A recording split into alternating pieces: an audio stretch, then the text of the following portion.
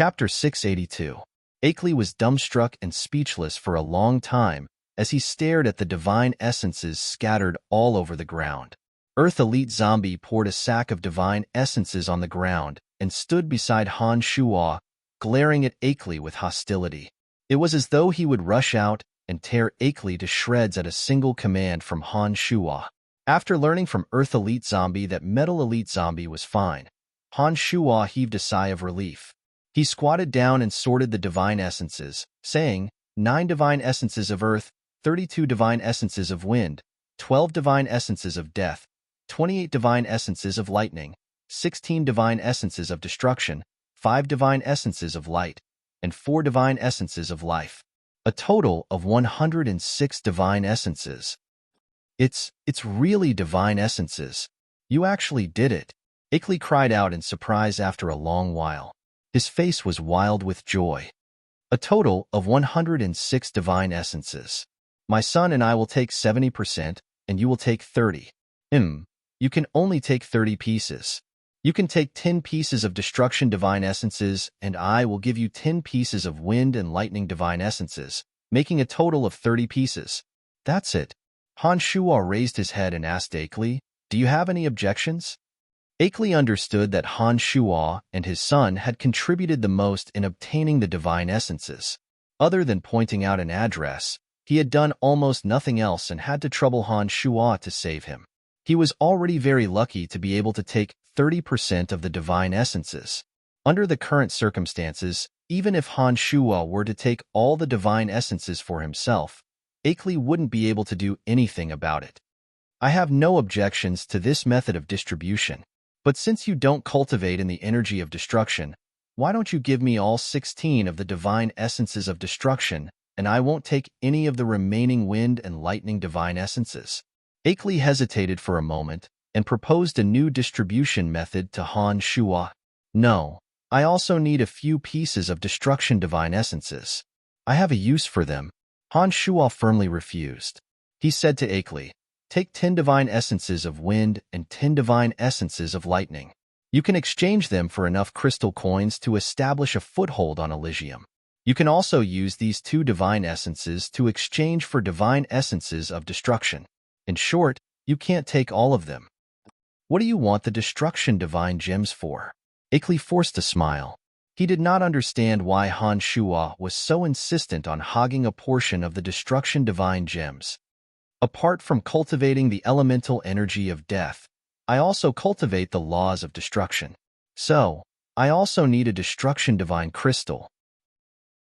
Han Shuo calmly used the power of his avatar of destruction, using his main body as a medium to release a destruction domain of divinity.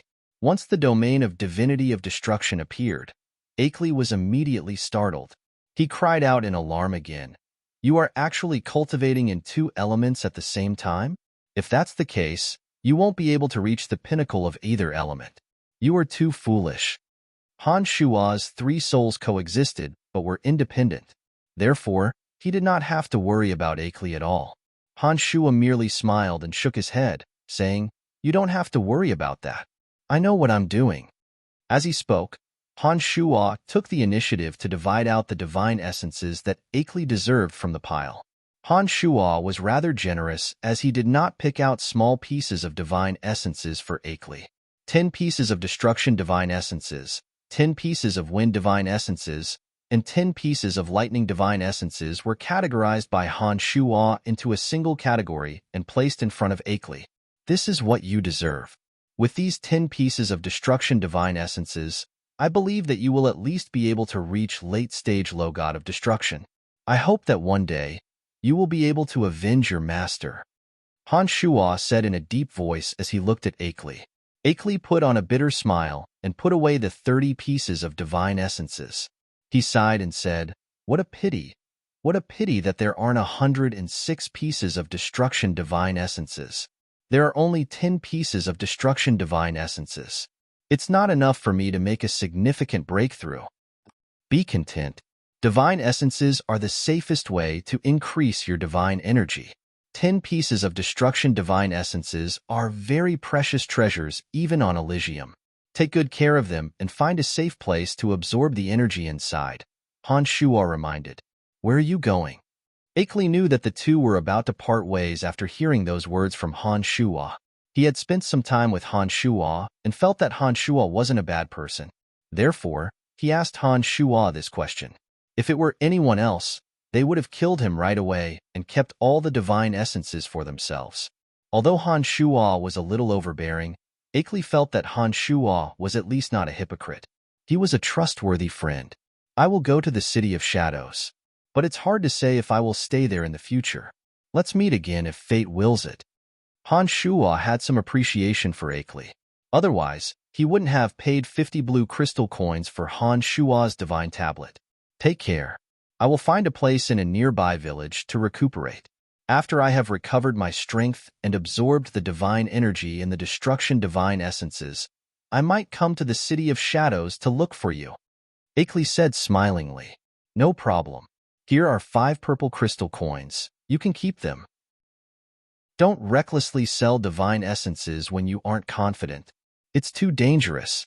Han Shuo was worried that Akeley might not have enough crystal coins to sell the divine essences of wind and lightning, which might attract the attention of greedy people and lead to his death. Many thanks. I know what I'm doing and I won't cause any trouble.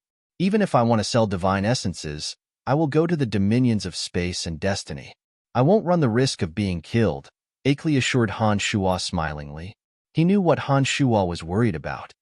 I'm relieved to hear that. Goodbye. Han Shuo comforted Akeley and pointed him to a secluded area before waving goodbye to Akeley.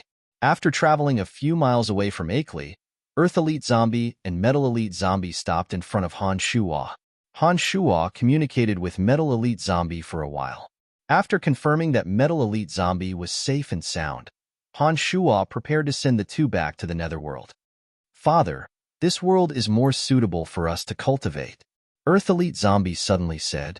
Han Shuo stared blankly for a moment and asked, What do you mean?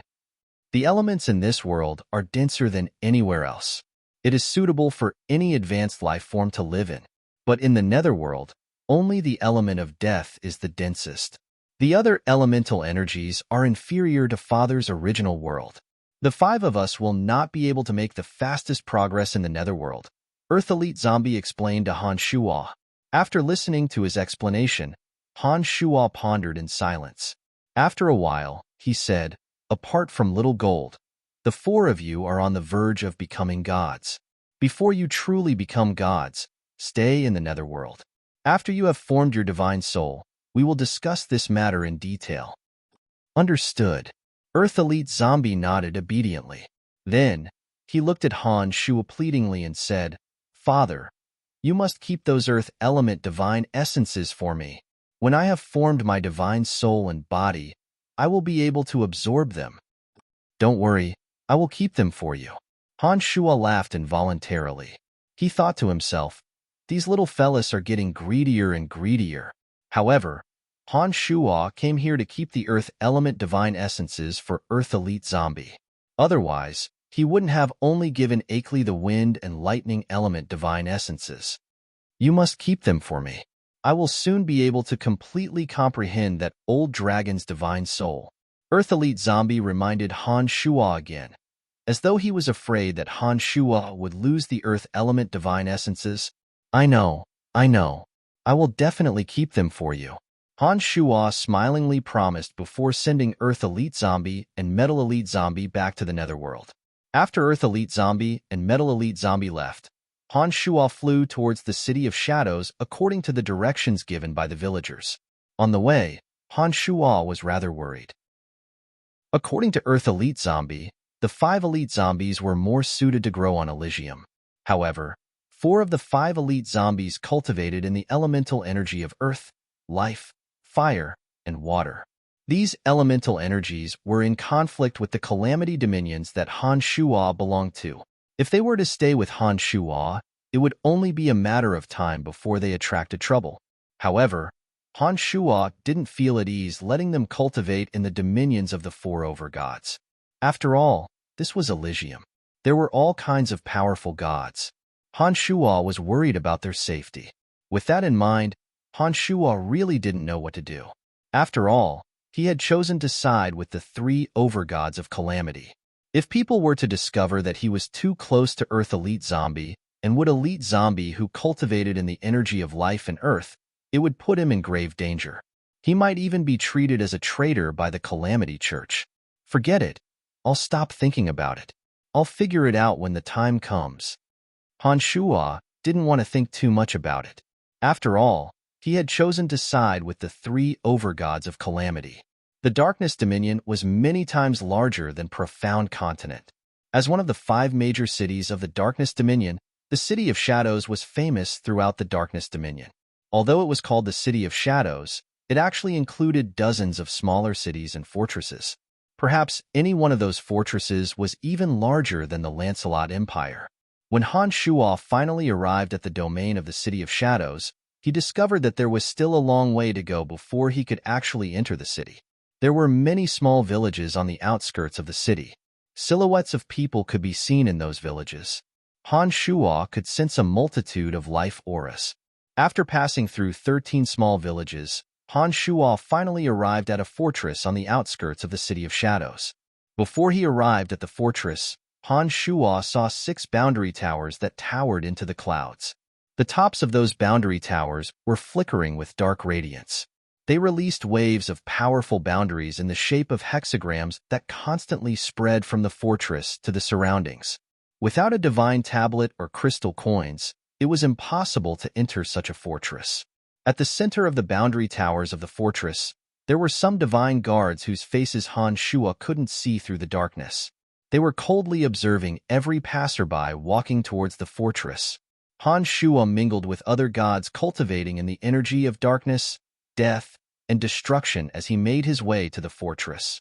After observing for a moment, Han Shuo discovered that there were other gods cultivating in other energies such as space, earth, and fire. It appeared that the dominion of darkness didn't forbid the entry of gods of other energies, just like what the outside world had said. After carefully observing and listening, Han Shuo learned that other than gods cultivating in the energy of light and life, gods of other elemental energies could enter the dominion. That was because the 3 overgods of calamity were the absolute opposites of the overgods of light and life.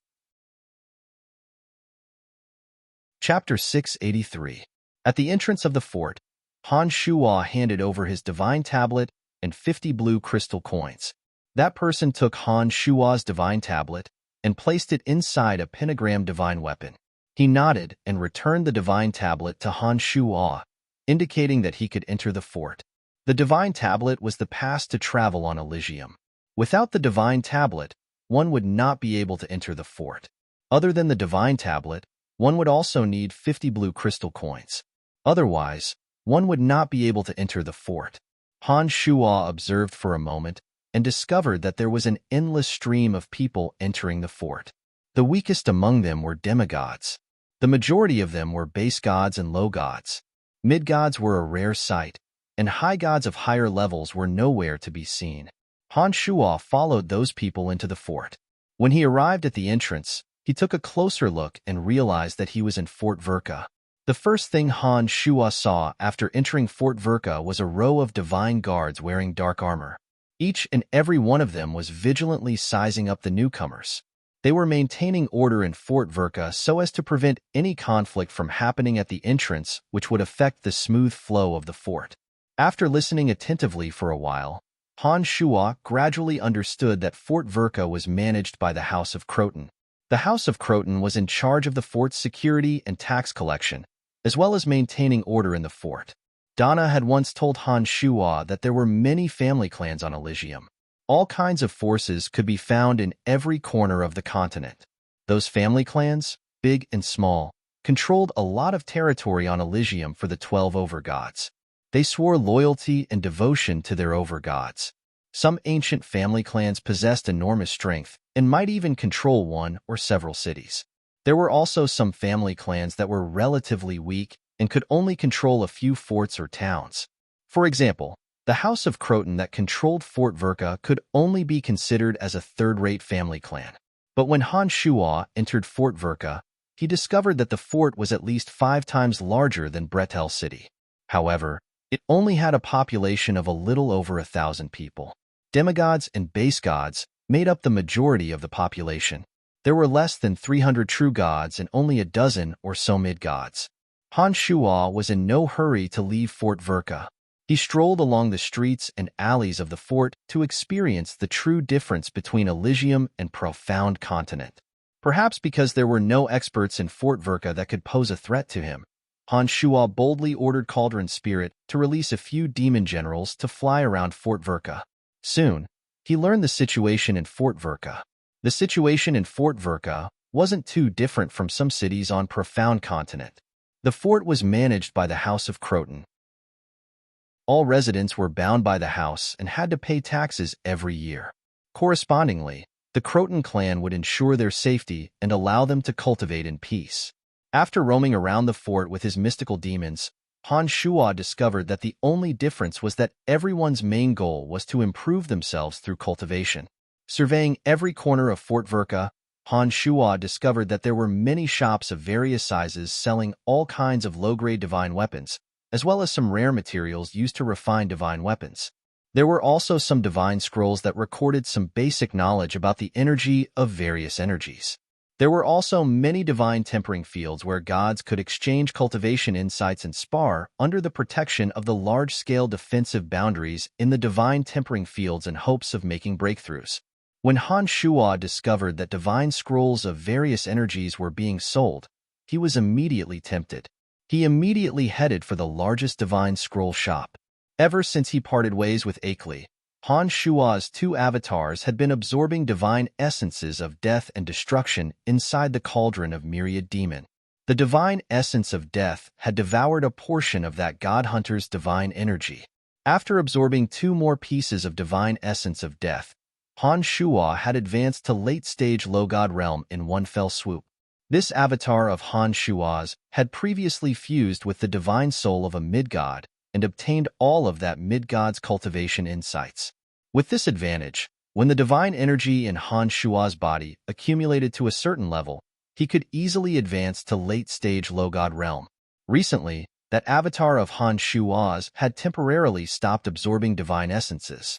Instead, he continued to comprehend the essence of the energy of death and took the opportunity to try out some new offensive techniques that he had mastered.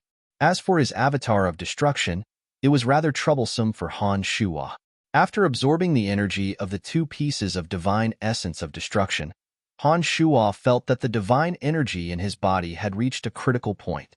Under such circumstances, Han Shuo had to gain a deeper understanding of the energy of destruction. Otherwise, no matter how many divine essences he absorbed, he wouldn't be able to advance to late stage. Unlike the one that cultivated in the energy of death, this avatar of Han Shuo's had no divine soul to comprehend. After becoming a god, every breakthrough to the next realm was a long and arduous process. It seemed that Han Shuo wouldn't be able to advance any further from his current realm just by relying on the 9th realm Mysticaline Harvester and the Edict of Destruction that he learned from peeping. During this period of time, Han Shuo had been worrying about this matter. When he arrived at Fort Verka and learned that divine scrolls were on sale, he was immediately tempted. He wanted to see if he could comprehend anything from those divine scrolls. After walking into the divine scroll store, Han Shuo looked around and discovered that there were many scrolls on display. Most of them were suitable for demigods and base gods. There were dozens of scrolls describing the process of advancing from base god to low god. If any of the divine scrolls here were to end up on Profound Continent, Han Shuo believed that they would become the target of every magus and swordsman on Profound Continent. However, the prices of the divine scrolls were clearly marked. It seemed very common. There were countless gods on Elysium. Some new gods who had just arrived from other continents would write down their experiences of becoming a god into scrolls and sell them to base gods and demigods who had yet to ascend to godhood in exchange for some crystal coins. Therefore, such scrolls were plentiful on Elysium. Every person's steps and experiences of becoming a god were different. In addition, those who had memorized their experiences might not tell others about them. Therefore, those scrolls might not necessarily be of use. From mid-god onward, One would not have to worry about making a living on Elysium. Even if a mid-god with nothing came to Elysium, there would be envoys sent by major family clans to recruit them. They wouldn't have to worry about crystal coins at all. It was precisely because of this that the cultivation experiences of mid-gods were almost unpurchasable. Those mid-gods who lived a carefree life would not be willing to waste their energy to earn a small amount of crystal coins. High gods were almost all powerhouses of a region. Therefore, it was even more impossible for them to do so. Other than their own descendants, they would never share their cultivation experiences with anyone else, not even their friends.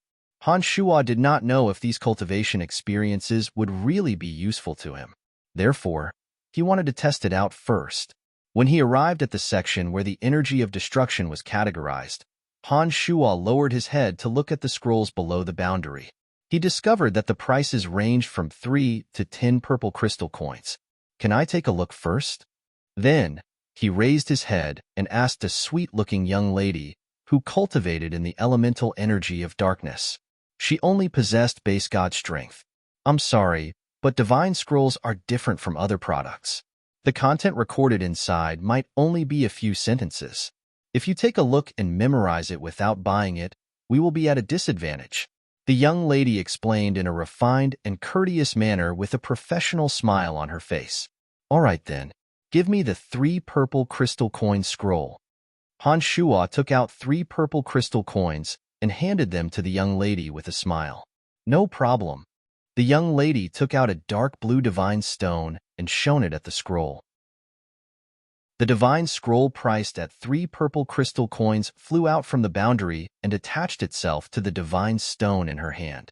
"Here you go. Please keep it." The young lady was in a good mood. She handed the scroll to Han Shuo. Han Shuo opened the scroll, flipped through a few pages, and started reading it in front of the young lady. A few minutes later, Han Shuo was greatly disappointed. The scroll contained the insights of a low god who had just stepped into the elemental energy of destruction. That person's strength was probably weaker than Han Shuo's. The scroll contained no substantial content and was of no help to Han Shuo at all. 3 purple crystal coins were wasted just like that.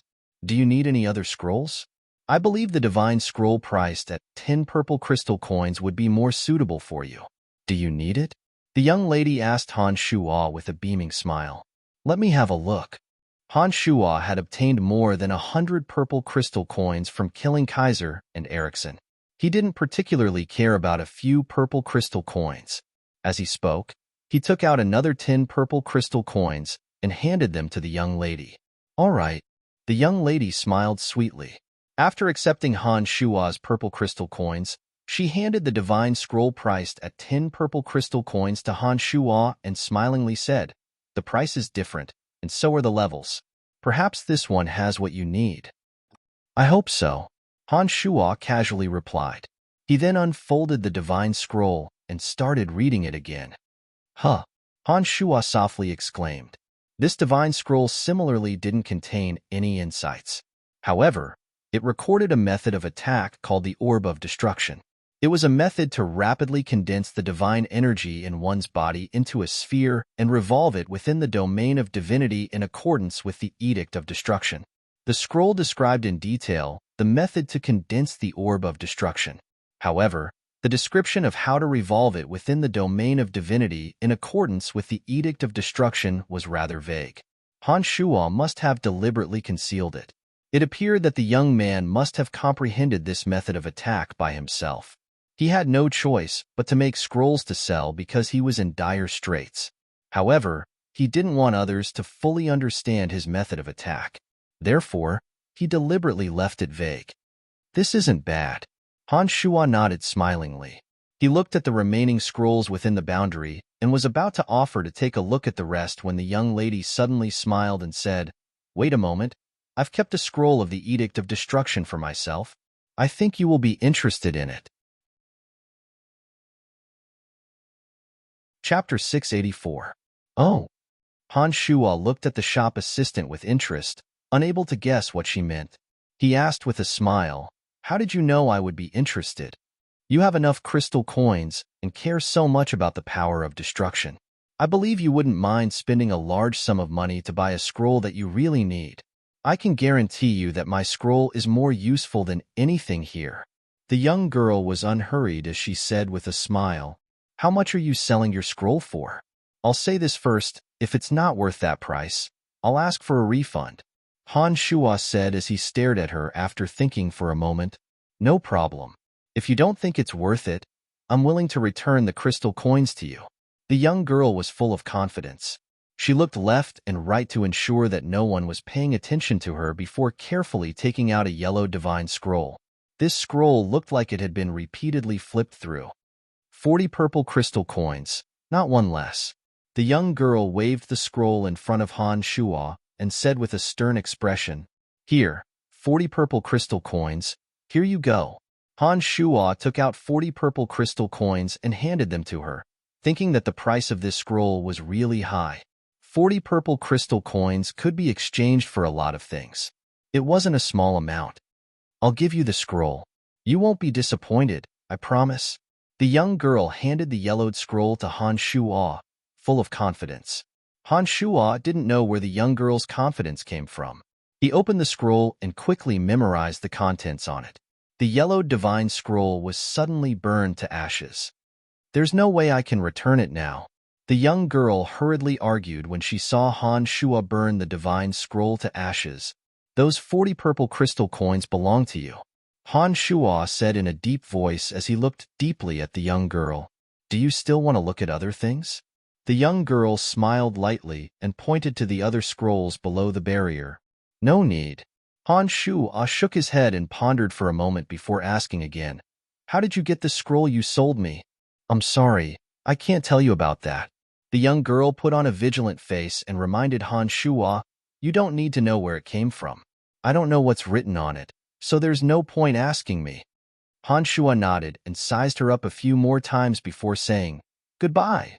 The scroll that the young girl sold recorded the method to devour the energy of a god of destruction. Han Shuo didn't understand why she would sell it. The method to devour the energy of a god of the same element was very easy even without guidance. However, it wasn't easy to grasp the method of devouring the 4 great edictal forces. Every element was different, and if one didn't know anything about it, they wouldn't be able to devour even if a god of the same element was placed in front of them. Only the god hunters knew how to devour the 4 edictal forces. They were the targets of persecution across Elysium. Most people had no chance of learning it. What surprised Han Shuo was that the divine scroll in the girl's hand actually recorded the detailed usage of the devouring power of destruction. Therefore, Han Shuo only glanced at it once before immediately burning it to ashes. After all, this kind of thing was clearly forbidden. Han Shuo wasn't sure if the girl knew the contents of the scroll. She cultivated the power of darkness, and her strength was too low. Logically speaking, she shouldn't have been able to understand what was written on the scroll. However, when she sold the scroll to Han Shuo, she was very confident. It was as if she knew the contents of the scroll. This made Han Shuo very confused. With such doubts in mind, Han Shuo left the scroll shop, but left a mystical demon there to observe the situation. In just half a day's time, Han Shuo discovered that the girl had sold a few more scrolls to other people using the same method. They were all cultivators of the Edict of Destruction. She seemed to have an endless supply of scrolls. Based on the mystical demon's observation, Han Shuo discovered that the scrolls she sold contained exactly the same content as the one he bought with 40 purple crystal coins. They were all about the usage of the devouring power of destruction. Han Shuo grew suspicious of this young lady. One of his mystical demons followed her closely. He discovered that when night fell, she met a sinister old man behind the shop. That old man was sitting on an armchair that was constantly rocking. He possessed mid-stage, mid-god strength of darkness. He narrowed his eyes and coldly looked at the young lady. The girl who was smiling in front of Han Shuo suddenly put on a fearful face when she saw that old man. She respectfully reported, "Lord Ramon, we have sold a total of 7 scrolls today." The old man named Ramon put on a sinister smile and said, "That's right. 7 in total. How many do you think will succumb to the temptation and become the new blood of our God Hunter Alliance?" "I have no idea." The girl shook her head. Haha, this is a very interesting guess. I look forward to it. If it wasn't for the fact that the devouring power of destruction is rather difficult to master, we wouldn't have to do this. There are too few cultivators of the Edict of Destruction in the Alliance. We have no choice but to use this method to recruit new blood. Those who are usually oppressed only follow the rules because they haven't mastered the devouring power of destruction. But once they learn how to use the energy of destruction to devour those of the same energy, the temptation will nibble away at their willpower and make them fall to our side, said Ramon with a sinister smile. My lord, there are some who have started to suspect me after seeing the devouring method on the scrolls. If they were to report us to the House of Croton, I'm afraid that we will be in trouble, said the girl worriedly after pondering for a moment. Don't worry, I have already dealt with those people. There won't be any trouble. Besides, this little Fort Verka doesn't have many true experts. Even if we are discovered, we can easily escape, said Ramon calmly. Ramon was calm and unruffled. As soon as he finished speaking, he let out a low, lascivious laugh and pulled the girl into his arms. Very quickly, he stripped her naked and made her ride on his waist with her legs spread wide open. Then, she began rocking with the support of the chair. Han Shuo recalled his mystical demons and understood the whole story. He didn't expect that the God Hunters would also form an alliance. Ramon's task was to recruit new God Hunters. It was easy for gods cultivating an elemental energy to devour the energy of others, but it was somewhat more troublesome for gods cultivating in the Edict of Four Edicts. In order to recruit more gods cultivating in the Edict of Destruction, Ramon and Ramon adopted the method of devouring power, waiting for some of them to succumb to the temptation and throw themselves into the arms of the God Hunters. This was the first time Han Shuo had heard of the God Hunter Alliance. Donna had never mentioned it to him before. The God Hunters could be said to be the public enemy of Elysium. Any overgod in their dominions would go all out to eliminate this group of lunatics. If they were to make even the slightest mistake in a major city, they would face a devastating attack. Every city had a sufficient number of divine guards and powerful leaders.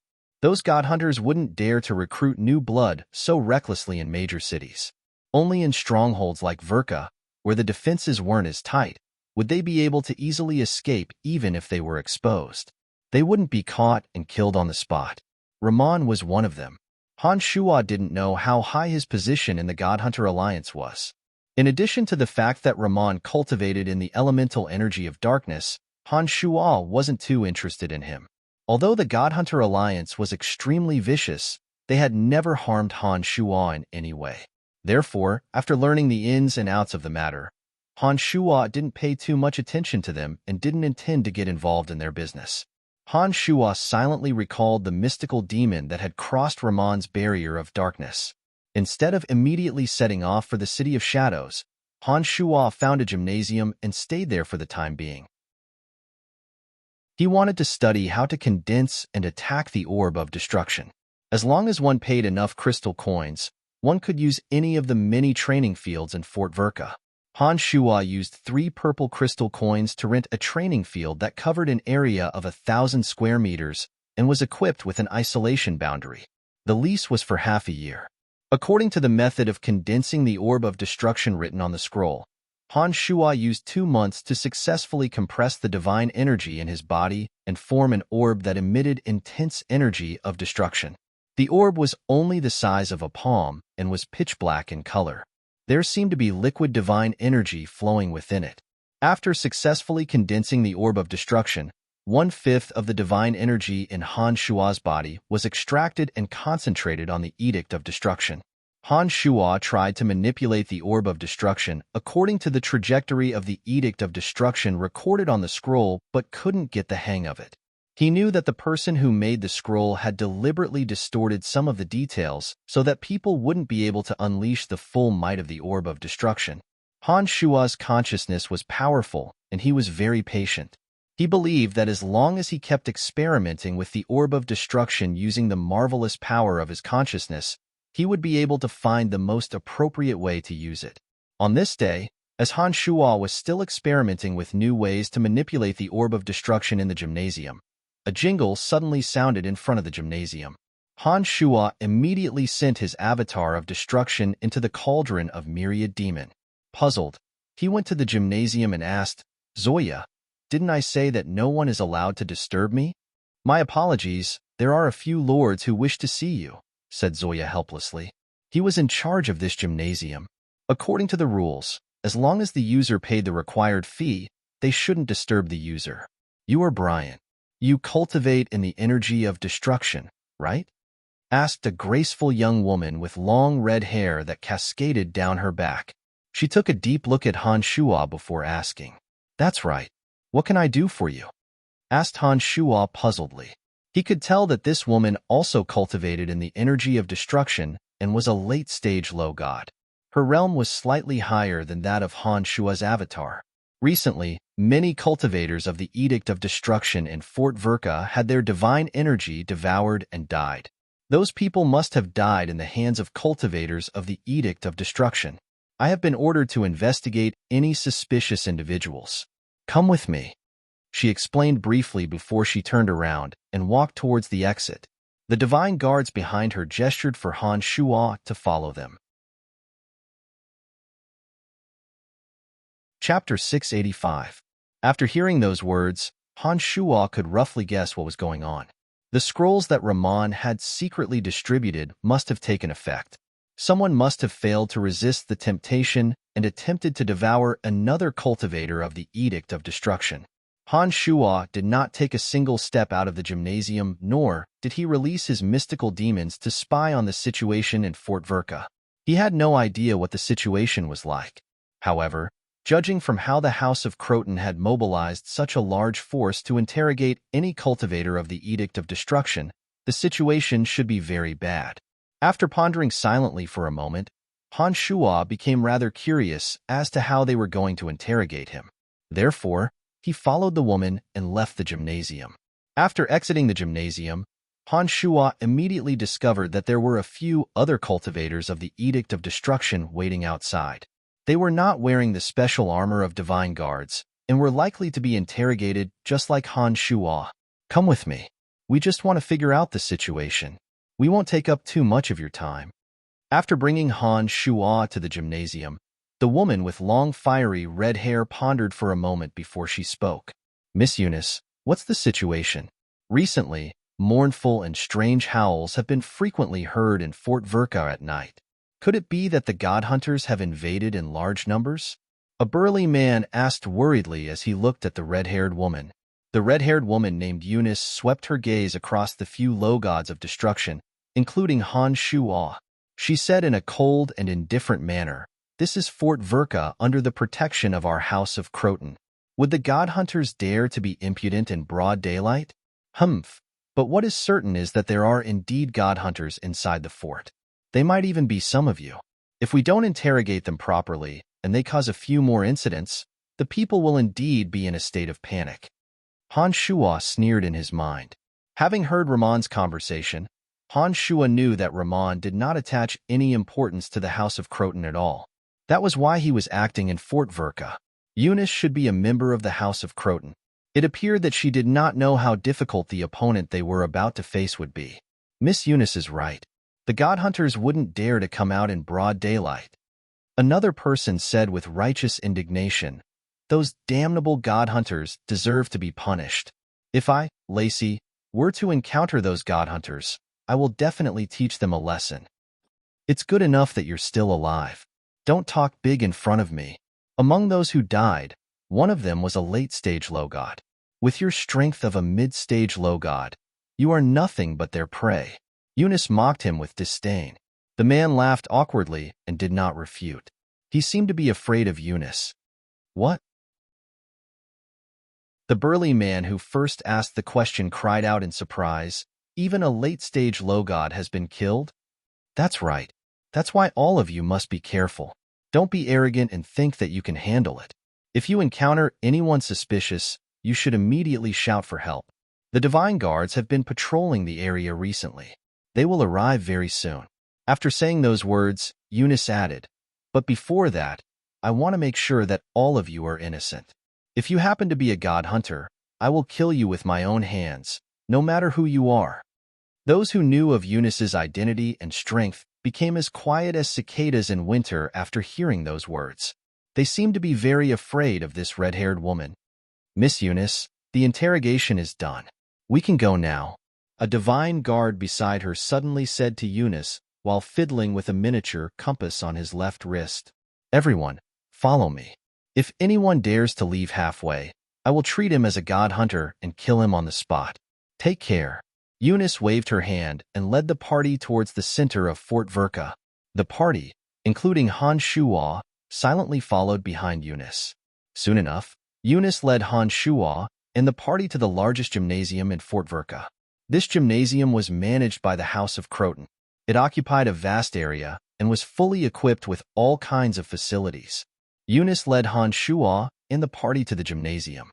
Han Shuo discovered that there were more than 70 people in the gymnasium. Most of them cultivated in the energy of destruction. Those who did not were divine guards of the House of Croton. "Uncle, how is it?" Eunice walked straight to a tall and skinny middle-aged man with a full beard. "I didn't discover any problems." "How strange." Barnett shook his head. His eyes were looking back and forth at Han Shuo and the others as he spoke. "Let's test them." Eunice sighed helplessly. Eunice helplessly let out a soft sigh. She turned to Han Shuo and the others and shouted, one by one according to the sequence. "This will test whether the divine energy in your body is pure or not. As long as there are no impurities in your divine energy, you may leave." To devour the divine energy of others, there was a process of fusing it with one's own divine energy. Before the process was complete, the divine energy in one's body would contain impurities. Han Shuo was well aware of this. Han Shuo looked at the miniature energy tower on Barnett's platform and sensed it for a moment. He immediately realized that the miniature energy tower could absorb divine energy and had the function of directly projecting the divine energy into the tower. One by one, the party placed their hands on the energy tower and injected a strand of divine energy into it. Once divine energy entered the tower, the energy tower would radiate a faint white light. This meant that the divine energy that was injected into the tower was pure and without any impurities. The first few didn't have any problems, and the energy tower reacted normally. When it was Han Shuo's turn, Han Shuo calmly put a smile on his face as he placed his hand on the energy tower and infused a thread of divine energy into it. However, the energy tower that had been radiating a faint white light suddenly flickered for a moment. The white light gradually turned gray. Han Shuo was stunned. Before he could explain, Barnett and Eunice shouted in unison, "God Hunters!" The two exclamations were extremely ear-piercing in the quiet gymnasium. The gazes of everyone in the gymnasium immediately gathered on Han Shuo. After Barnett and Eunice shouted, they surrounded Han Shuo as if they had a tacit understanding. Some of the Fort Verka divine guards also rapidly gathered around them. Han Shuo suddenly found himself unable to move an inch. "What's going on? Didn't you say that the avatar of destruction has been cleansed of all impurities?" Han Shuo hastily transmitted to the cauldron spirit in an attempt to figure out what was going on. 2 seconds later, the cauldron spirit replied, "That avatar's body is indeed free of impurities. However, that avatar is refined from the Demon's Lair Edge, and the Demon's Lair Edge is infused with your blood essence. This is something that cannot be changed. That must be the reason why the rock is glowing." Han Shuo immediately understood what was going on after hearing the cauldron spirit's explanation. The avatar was indeed refined from the Demon's Lair Edge. According to the cauldron spirit, the blood essence of demonic arts cultivators is extremely special. It was only natural that the energy tower would detect the impurities in Han Shuo's divine energy. This was something that Han Shuo did not expect. That was why he boldly injected his divine energy into the rock. Little did he expect that such a huge mishap would occur. After communicating with the cauldron spirit, Han Shuo discovered that he had fallen into a tight encirclement. Barnett and Eunice wore gloomy faces as they stared at Han Shuo. Barnett asked in a cold and sinister voice, "How many accomplices do you have? As long as you cooperate with us, we will let you die a little more comfortably." Misunderstanding. This is definitely a misunderstanding. Han Shuo didn't know whether to laugh or cry. He looked at the divine guards surrounding him and explained with a bitter smile. The evidence is conclusive. This is definitely not a misunderstanding. Eunice coldly shouted and continued. Over the past few months, a total of 13 destruction energy cultivators have died in Fort Verka. All of them were killed by someone who devoured their divine energy. How dare you say that this is a misunderstanding? Kill him. Those damned god hunters. Miss Eunice, kill him in the cruelest way possible. My wife was killed by them. I want revenge. My younger brother was also killed by them. Everyone in the gymnasium was glaring at Han Shuo in rage.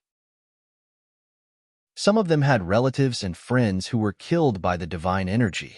They charged at Han Shuo with all their might. If it weren't for the Fort Verka divine guards holding them back, they would have fought to the death with Han Shuo. Han Shuo could sense the fury of those people. He finally realized why the god hunters had been operating in secret all this time and did not dare to operate in major cities. Han Shuo understood that if he couldn't explain the matter clearly, he might not be able to walk out of the gymnasium alive.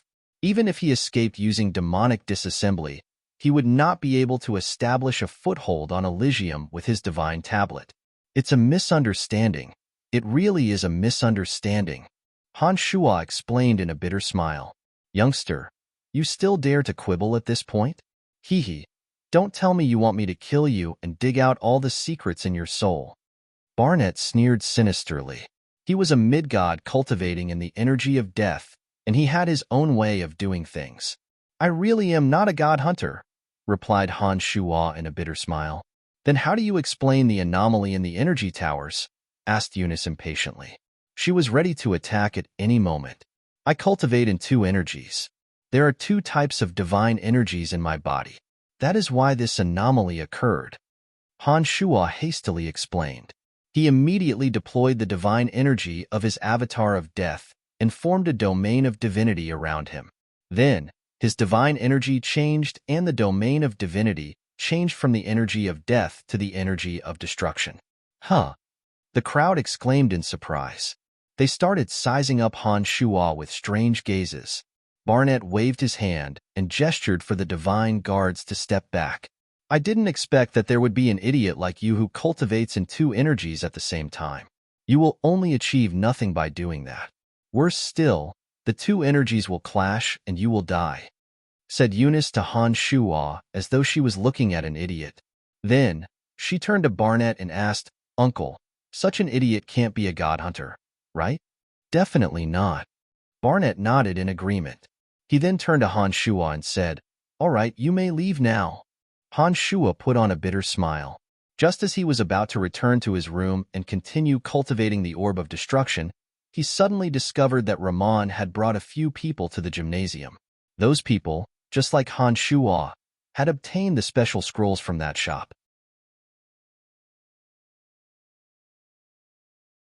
Chapter 686. Ramon was the most frightening god hunter leader that Han Shuo knew of in Fort Verka. For such a character to suddenly appear in a gymnasium specially designed to test god hunters, there was definitely something fishy going on. Han Shuo retreated from the energy tower in front of Barnett. He was in no hurry to leave, but carefully observed Ramon and the others' actions. He wanted to know what these true god hunters were up to by coming here. At present, there were 87 people gathered in the largest gymnasium. Other than 21 divine guards from the House of Croton, the rest were cultivators of the Edict of Destruction. Only half of those who cultivated in the Edict of Destruction had passed the test. Those who passed the test were not in a hurry to leave, but were observing the situation in the energy tower in front of Barnett. As cultivators of the Edict of Destruction, they were not in a hurry to leave because the god hunters roaming around Fort Verka had become a threat to their lives. They wanted the House of Croton to figure out the situation and capture those god hunters. After all, as long as the god hunters were not captured, they, as cultivators of the Edict of Destruction, would become the targets of those god hunters. The feeling of being treated as prey was not a good feeling for anyone. It could be said that basically all the low gods of destruction in Fort Verka had gathered in this gymnasium. Han Shuo was certain that there were god hunters among them. The reason why the energy tower could not detect them was because they had completely fused the divine energy they had absorbed with themselves. Han Shuo carefully observed the crowd and discovered that the eyes of the dozen or so low gods of destruction who were originally in the gymnasium started to flicker when they saw Ramon and the others. They secretly communicated with Ramon and the others with their eyes, as though they were preparing for something. Han Shuo immediately realized that something was about to happen in this gymnasium. He was in even more of a hurry to leave. Ramon, why are you here? You cultivate in the energy of darkness. There won't be any problems.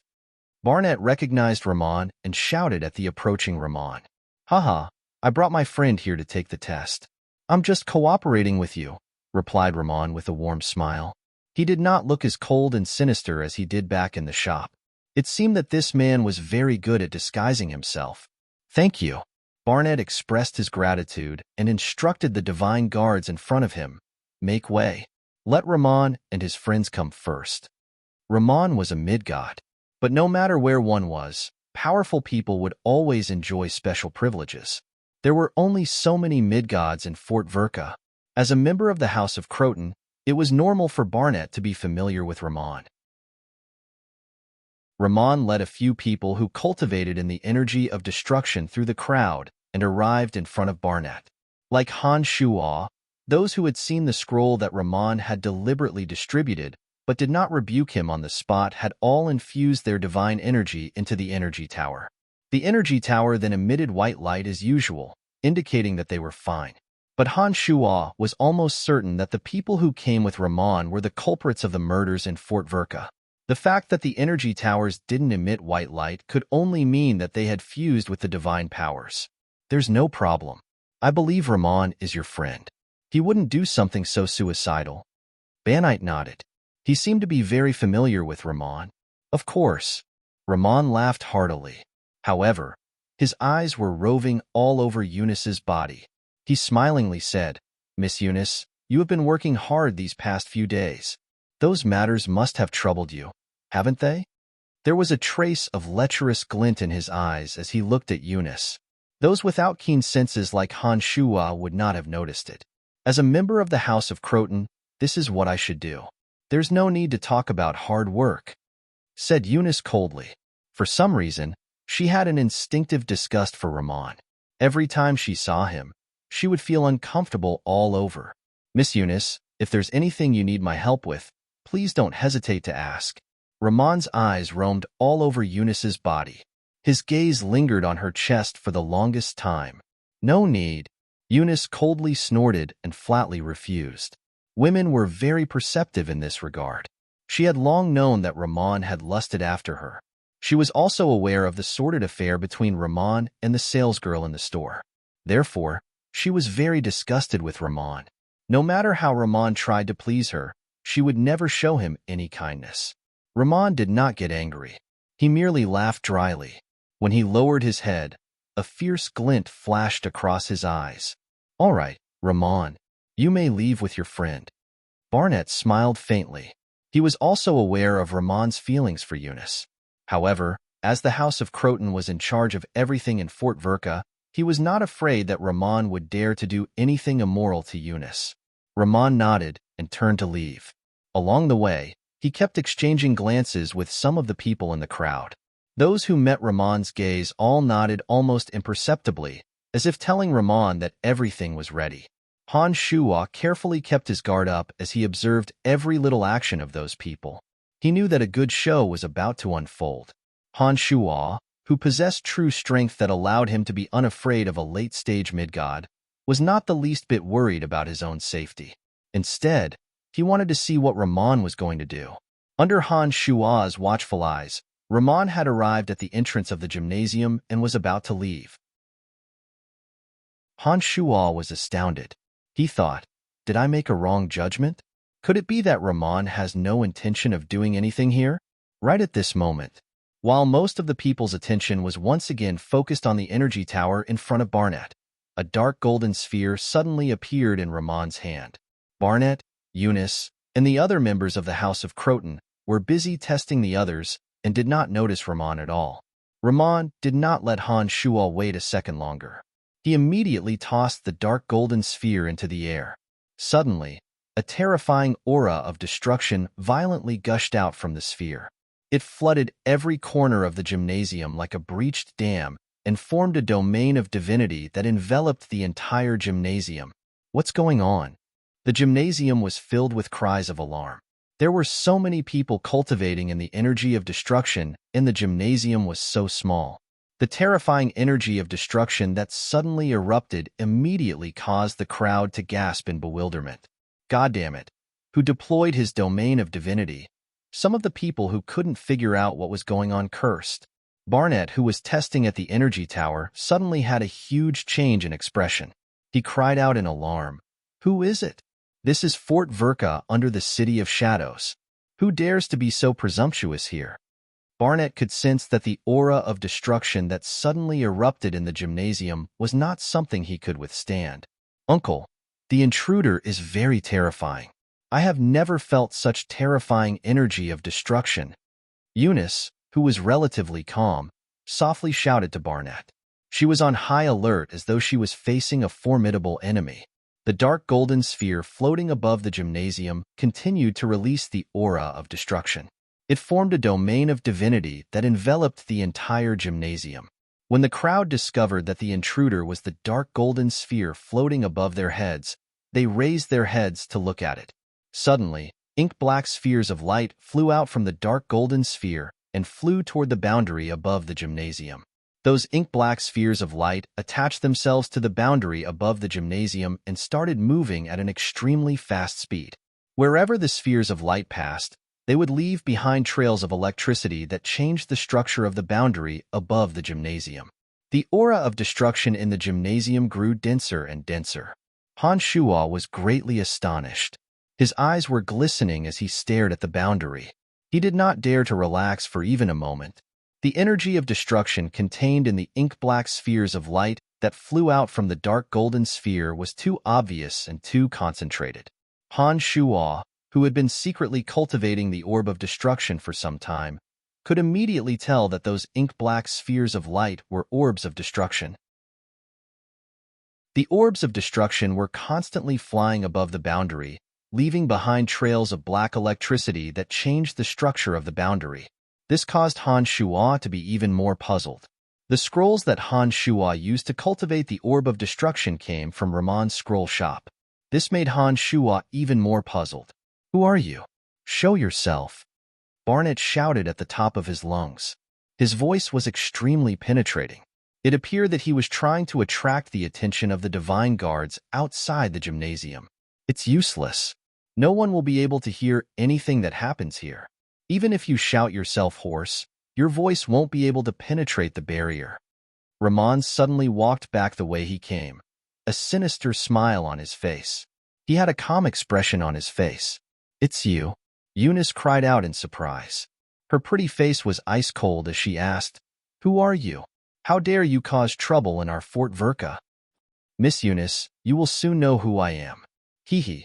When I have you under my crotch and toy with you, I will slowly tell you everything. Ramon no longer concealed his lustful thoughts towards Eunice. He started laughing in an unbridled manner. Shameless. Eunice clenched her teeth and shouted angrily in response to Ramon's lustful gaze and impudent words. Ramon, do you know what the consequences of making an enemy of the House of Croton will be? Barnett took a deep breath to steady his anger that was about to explode at any moment. He stared at Ramon and asked in a calm manner. Ramon nonchalantly shrugged his shoulders, chuckled sinisterly. Do you really think that a puny House of Croton is worthy of our attention? Poor Barnett, you think too highly of the House of Croton. As Ramon spoke, more than 20 people who cultivated in the energy of destruction walked out from the crowd one after another. They stood beside Ramon and made their stand clear. God hunters. They are all God hunters. Eunice suddenly came to a realization. She pointed at the 20 or so people and shouted.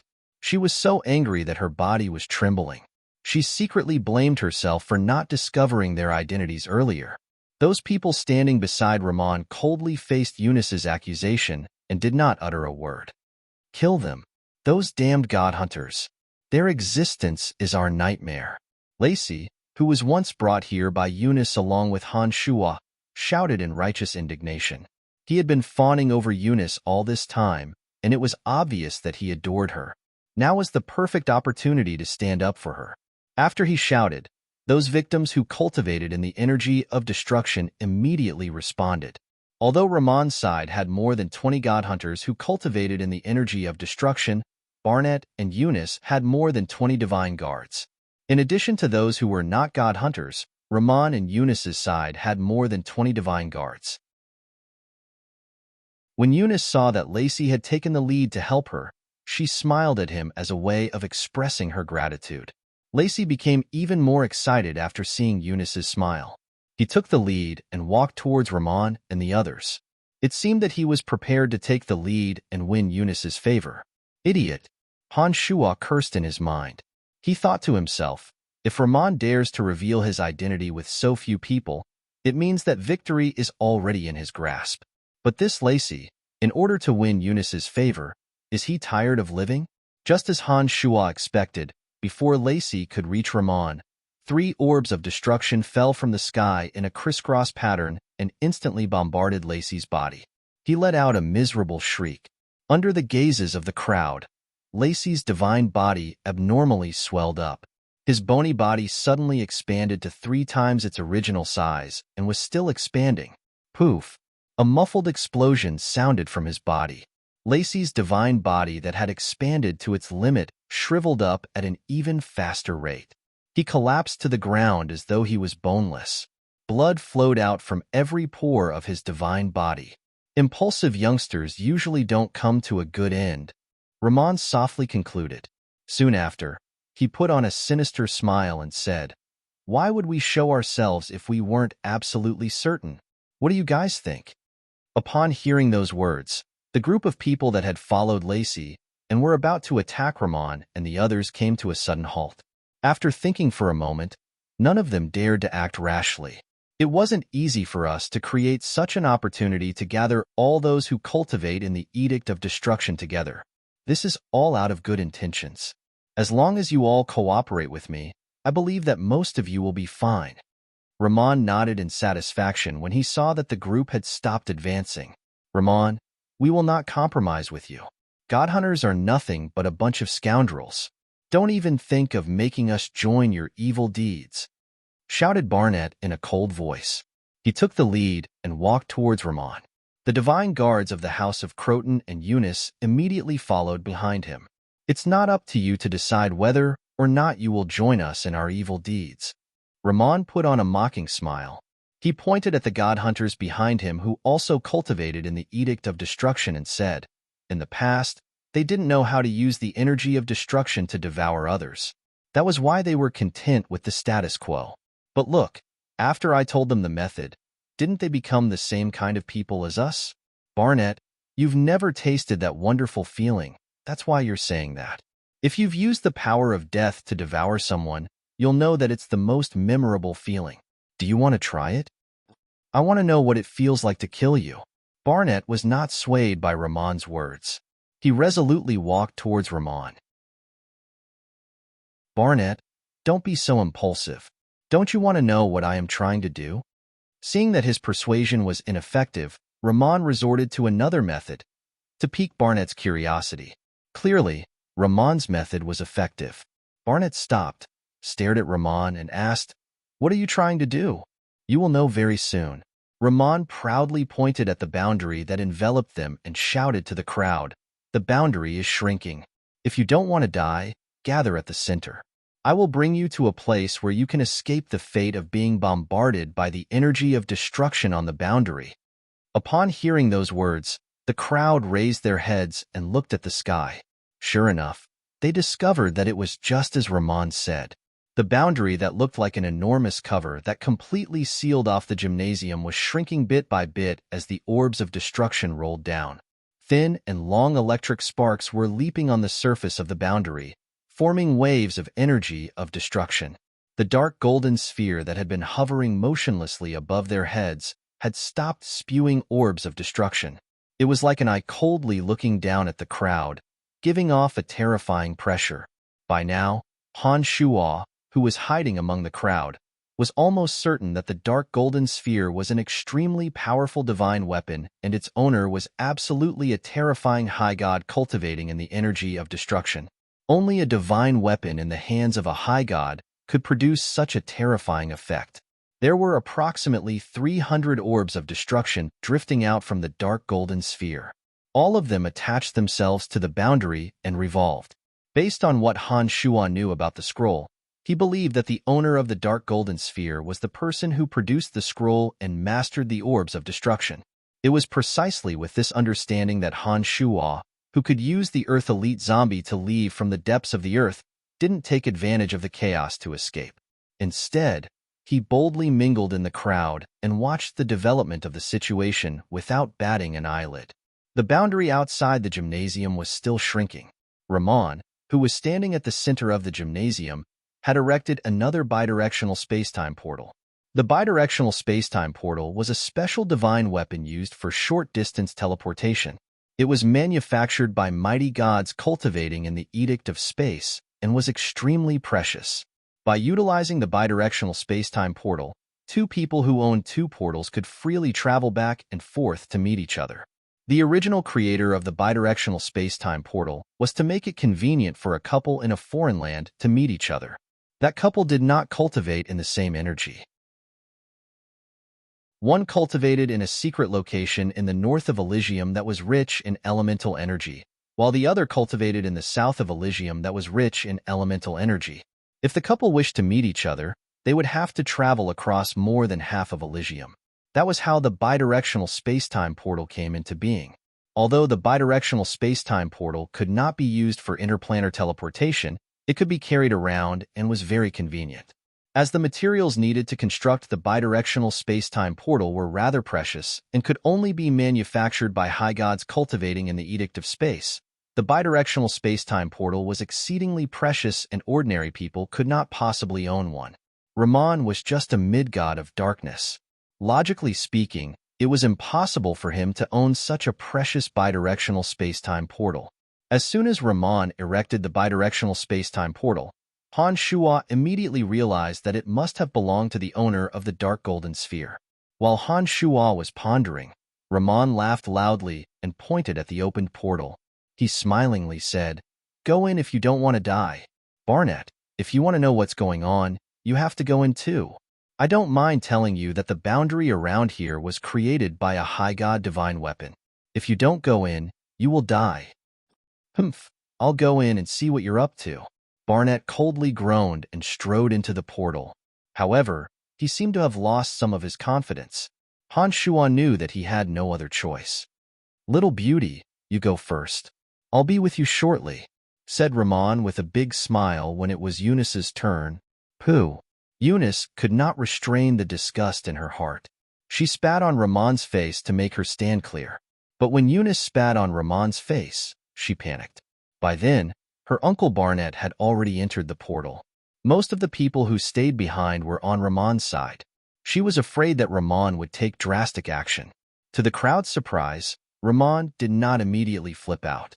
Instead, he reached out his index finger to touch the spittle on his cheek. Then, he put the spittle into his mouth and began sucking on it right in front of Eunice's face. He looked extremely obscene. Disgusting. Eunice was in a panic. She no longer dared to look at Ramon. She entered the bidirectional spacetime portal in an extremely sorry state. Her heart was filled with humiliation and unwillingness. Ha ha ha ha. Ramon laughed maniacally and was extremely pleased with himself. It was only after Eunice disappeared into the portal that his attitude turned cold. He grinned hideously and mumbled to himself, "Eunice, you can't escape from the palm of my hand. When the time comes, I'll let you know what it means to beg for death." The barrier around the gymnasium shrank tighter and tighter. Those panic-stricken people entered the portal one after another. Soon, it was Han Shuo's turn to enter. Huh. Ramon stared blankly at Han Shuo for a moment. Then, he suddenly asked in a puzzled tone, "I know you. You've read the contents of the scroll, but you didn't show any extreme reaction. This means that you've also thought of using the devouring method written on the scroll. But why didn't you stand with us? And why didn't you do anything special after that?" Han Shuo had long known that Ramon was using a special device to clearly see everything that happened inside the shop. Otherwise, he wouldn't have been able to tell that those people were disloyal and would gradually become his people. Han Shuo was not surprised at all by Ramon's words. He smiled and said, "That's right. I've also read the contents of the scroll and I'm really interested in it. It's just that I've been delayed by some matters and haven't found a target yet." Hee hee. Haha, kindred spirits. I'm sure you'll have a target once you enter. Ramon grinned sinisterly at Han Shuo's words and patted Han Shuo's shoulder. He must have regarded Han Shuo as one of his kind. I hope so too. Han Shuo replied cheerfully and hastily walked toward the portal. However, he was cursing in his heart. Damn it, don't touch me with your dirty hands. Chapter 687. When Han Shuo stepped into the portal and walked out, he discovered that he had arrived in a valley. The valley was shrouded in lingering clouds and was surrounded by cliffs. On the cliffs, there were many bottomless caves leading to who knows where. The ground beneath his feet was very hard because it was mixed with rock fragments. Those who had entered the portal earlier were also pacing around the valley. Eunice and Barnett were together and were whispering to each other. They were probably trying to come up with a suitable solution for their current predicament. Han Shuo unfolded his consciousness, and just as he was about to probe the surroundings, he immediately sensed the presence of a boundary deep in the clouds above his head. The boundary, which emanated an obvious aura of destruction, was surprisingly able to detect the probing of Han Shuo's consciousness. The clouds and mist in the area where Han Shuo's consciousness was roaming suddenly started to churn. Han Shuo was alarmed and immediately withdrew his consciousness. He did not know if his consciousness could penetrate the boundary, but when he saw that the boundary could detect his consciousness, he did not dare to continue taking the risk lest the owner of the place retaliated. Behind Han Shuo, those god hunters who had obviously fallen into depravity walked out of the portal one after another. As soon as they walked out of the portal, their eyes became more and more excited. They looked at Han Shuo and the others with ferocious gazes, as though they were looking at their prey. Ramon was the last to walk out of the dimensional gate. He was probably the last to collect the dimensional gate and the dark golden orb that contained the orb of destruction, so that the Croton family of Fort Verka would not be able to find any traces of their disappearance. After walking out of the portal, Ramon immediately searched for traces of Eunice. When he saw Eunice, he couldn't help but chuckle mischievously. No one knew what was going through his mind. His face was filled with obscenity. Welcome to one of the strongholds of our God Hunter Alliance. Here, I would like to introduce to you our leader, who cultivates in the Edict of Destruction, Lord Brovst. Ramon raised his voice and shouted towards an enormous cave at the side of the valley. Ramon, it's been hard on you. Suddenly, a voice came from inside the cave. It is my honor to serve Lord Brovst. Ramon dared not claim credit for himself. He raised his voice and said, I have brought nearly all those who cultivate in the Edict of Destruction from Fort Verka with me. Do you have any other instructions, my lord? Very good. Come in and take what you deserve. Hand over the 2 divine tools I gave you. Brovst shouted from inside the cave. He was nowhere to be seen. Ramon was overjoyed. He put away the other spatial door behind him and leaped into the cave. Although Han Shuo couldn't see Brovst's face or sense his aura, he was certain that Brovst was a formidable high god. Han Shuo was certain that Brovst was the master of the dark golden sphere. This was because a mid-god definitely couldn't create so many orbs of destruction.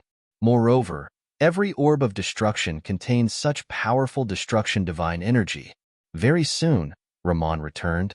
He seemed to have gotten what he wanted and appeared to be even more excited.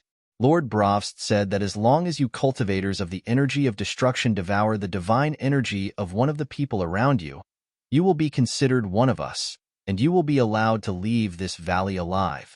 Otherwise, only death awaits you. Ramon stood at the entrance of the cave and announced. Upon hearing those words, Tanai Mountain and the others' faces jolted. They vigilantly distanced themselves from the people around them, fearing that someone might suddenly attack them. Han Shuo had long anticipated that this would be the outcome. That Brovst had gone through so much trouble to have Ramon gather all those who cultivated in the Edict of Destruction here for no other reason than to kill them all. According to what Rahman had said in the shop, the number of god hunters cultivating in the Edict of Destruction was the least. Brovst must have been short on manpower, and that was why he had instructed Han Shuo, a cultivator of the Edict of Darkness, to carry out this task. From this, it could be seen that Brovst was severely lacking in manpower. Han Shuo, who had once devoured that old woman with the energy of death, had personally experienced that feeling. He knew that anyone who took that step would find it very difficult to resist the terrifying desire that would constantly surge in their heart. In the end, they would join the God Hunter faction and become one of them. After all, not many people were like Han Shuo, who had been struggling with their willpower ever since they started cultivating demonic arts. They were not Han Shuo and could not resist that terrifying temptation.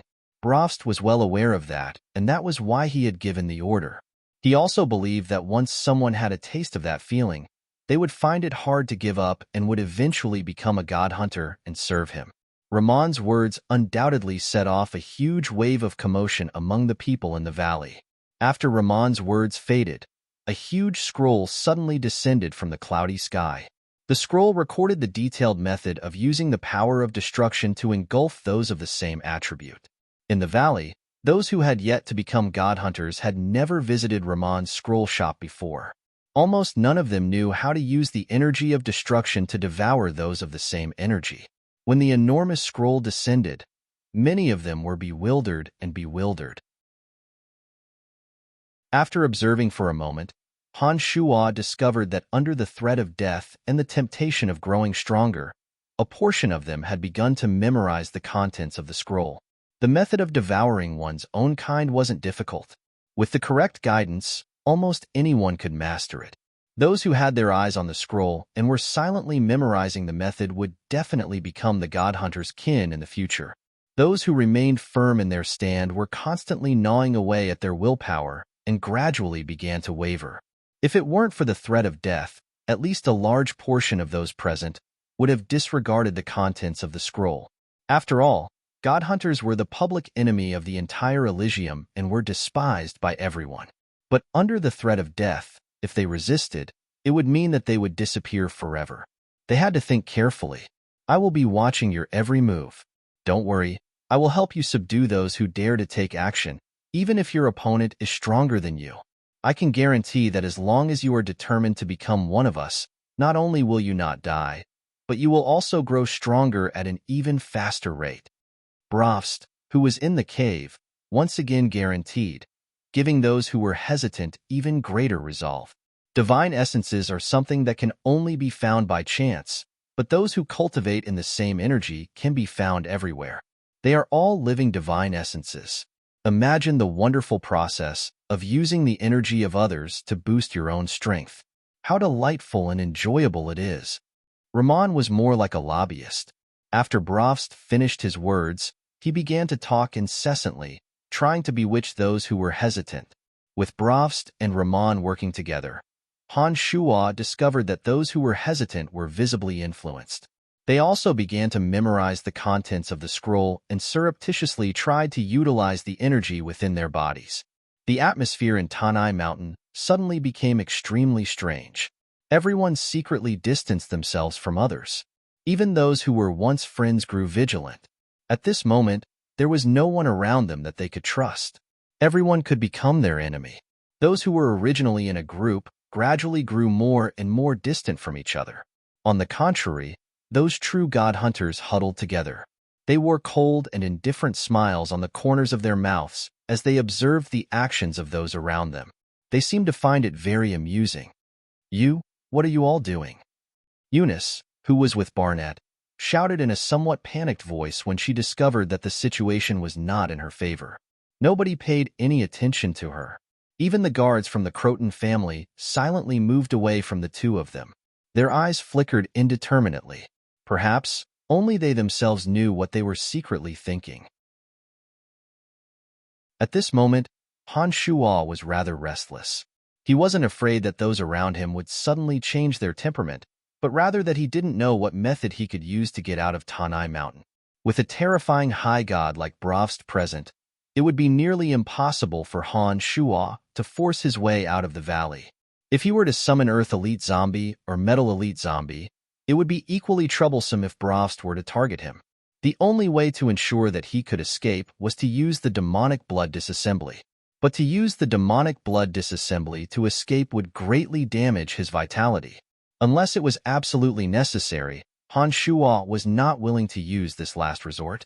Curiosity killed the cat. Han Shuo inwardly blamed himself. He clearly knew that it would be dangerous, but he still insisted on joining. If he had used the Earth Elite Zombie to leave through the underground of the training field, Han Shuo believed that no one would be able to stop him. But things were different now that he had Bravst. Should I use the energy of destruction to devour one of them and find an opportunity to escape? No. Unless I kill everyone here, even if I can resist the terrifying temptation, I will never be able to get rid of my identity as a god hunter once the god hunters divulge my identity. Han Shuo was stuck between a rock and a hard place as he racked his brains for a way to resolve his current predicament.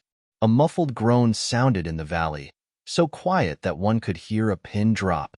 Han Shuo, who'd been racking his brains for a solution, looked over and saw a person stumbling, as if he'd been ambushed. Who is it? Who is it? He continued to turn around, glaring angrily at everyone around him. The green spear in his hand swayed back and forth. When he turned around, Han Shuo discovered that there was a small green arrow stuck in his back. The wound was bleeding profusely, and it looked like there was still a large amount of poison on the arrow. My apologies, Only. I know that you have always loathed god hunters and will never be one of us. Since you are going to die, why don't you give me a chance to live? A skinny young man with a scar on his face sheepishly took out an exquisite crossbow and aimed it at Han Shuo. The divine energy of destruction in his body flowed into the crossbow. Lager, it's actually you. I once saved your life, and now you are the one who ambushed me. Only, who was shot by the arrow, stared at his assailant in disbelief. His eyes were wide open, and it was obvious that he was extremely furious. Yes, I have always been grateful to you. That's why I asked you to save me again. I think you will be glad to do so. Goodbye, Only. I will remember the 2 times you saved my life. The skinny youth called Lager shot out 3 small arrows in quick succession. Each arrow was imbued with the power of destruction. Only, who had already been hit by Lager's sneak attack, was obviously not very agile anymore. At such a close distance, and with Lager's full strength, he could only dodge 2 of the 3 small arrows in the end. Another arrow pierced his chest. At the same time, Lager suddenly charged at Only, who had been shot by 2 arrows. He took the opportunity to punch Only twice. Violent energy surged into Only's body and knocked him to the ground. Everyone, he's mine. Do as you please, but don't fight with me for him. Lager, who had his hands pressed against Only's back, raised his head and grinned at the crowd. His smile was very bright, but it sent a chill down everyone's spine. A person who could attack his savior so decisively and viciously without the slightest bit of remorse was definitely insane. It was no wonder that he was the first to attack Only. This kind of person was usually the most feared. Under his bright smile, the crowd subconsciously took a few steps back, as though to express their attitude. Damn it, there's actually such a person. Even those who had become god hunters started to feel disgusted by his actions and started cursing. God hunters couldn't help but feel tempted by the act of devouring. Other than involuntarily attacking cultivators of the same element, they weren't much different from ordinary cultivators. They had their own emotions, and they had their own circle of friends. Therefore, they also found it unbearable to see such an insane person. The space around Lager automatically parted to create a larger space. He started devouring his savior, Only, as though there was no one else around him. Amidst Only's wails and howls, that gentle, smiling Lager seemed to become more and more malevolent in the eyes of the crowd. Give me half of it, so that I don't have to hunt for more prey. Suddenly, an untimely chuckle sounded from a corner. The crowd was shocked to hear those words. They thought, who could be so bold as to provoke Lager? With this in mind, everyone subconsciously looked in the direction of the sound. Under the crowd's gazes, Han Shuo leisurely strolled out. The smile on his face was even more sincere than Lager's. Looking at Lager from afar, he continued, "You are a person who knows how to repay favors. I'm sure you won't mind." "Interesting, interesting." Lager clapped his hands and laughed heartily. He looked at Han Shuo and said, "But you'd better hurry up. If you're any later, you won't get a share." "In that case, it would be impolite of me to refuse." Han Shuo let out a long laugh. He suddenly sped up and charged straight at Lager. "I'll be waiting." Lager stopped devouring the dying Only and suddenly stood up. He rapidly aimed his crossbow at Han Shuo. Lager possessed the strength of a mid-stage Logot. In the eyes of many onlookers, he was extremely dangerous. His vicious temperament made people even more apprehensive. Han Shuo did not reply. He dashed at lightning speed towards Lager. It was obvious that he knew Lager would make such an unfriendly move.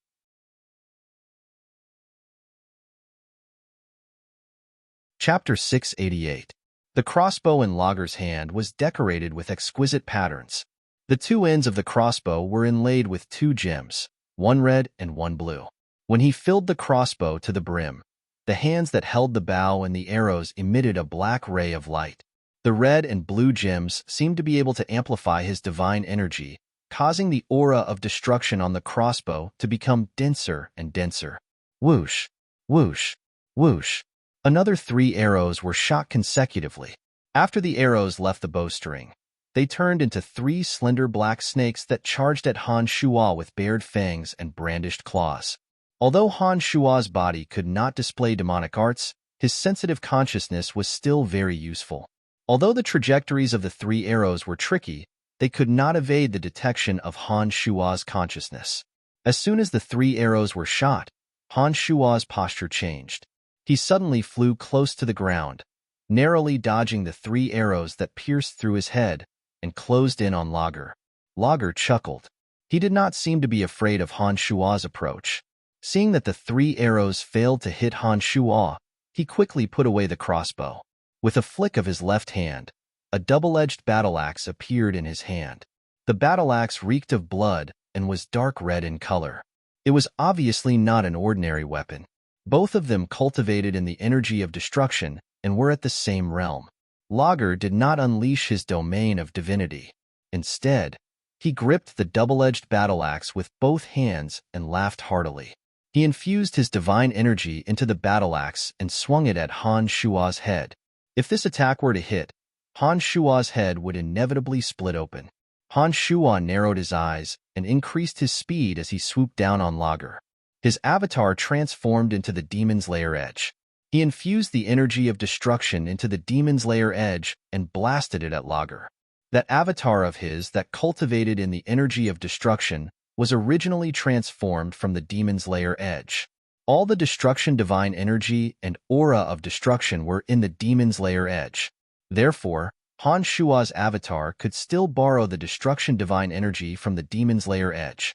Han Shuo stealthily channeled a few wisps of demonic yuan into the Demon's Lair Edge, keeping it hidden and waiting for the moment of contact with Lager to explode. This way, Han Shuo believed that no one would know that he had tampered with the Demon's Lair Edge.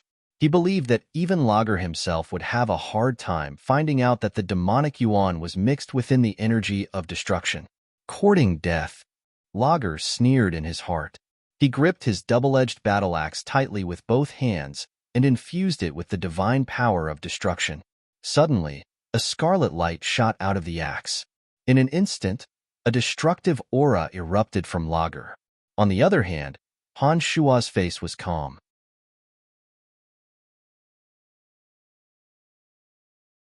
The Demon's Lair Edge in his hand glowed with a dark light. Han Shuo had captured Lager's mind and was prepared to take his life with one strike. Suddenly, the huge scroll moved on its own and coincidentally landed between Han Shuo and Lager, blocking Han Shuo's fatal attack on Lager. Han Shuo swung his Demon's Lair Edge, but only managed to pierce the huge scroll that recorded the method to devour destructive energy.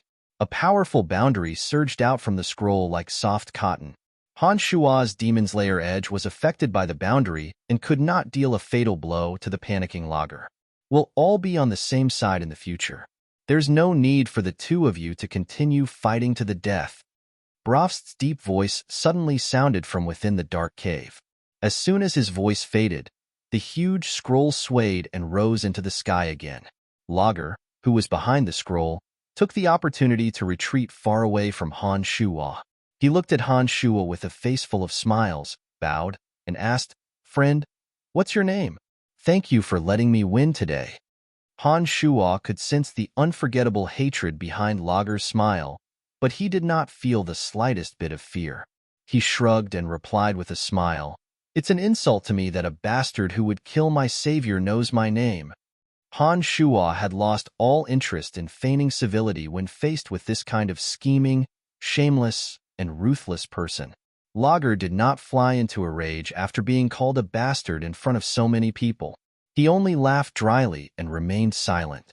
Han Shuo was greatly disappointed that Lager did not lose his reason and charge at him. Knowing that Brofst was here, if Lager did not take the initiative to attack him, Han Shuo would not have a reasonable excuse to kill him. "I'll give you an hour to prove your determination. Do not waste this opportunity." Brofst's voice suddenly sounded from within the dark cave. As soon as those words were spoken, the eyes of those who had just watched a good show began to flicker. Han Shuo secretly observed some of the people around him as he walked towards Onli, who was lying on the ground. Han Shuo saw that Onli was on the verge of death. By the time Han Shuo was about to place his hand on Onli's body, Onli's life force had been completely exhausted, and he was completely dead. The remaining divine energy in Onli's body had been completely exhausted.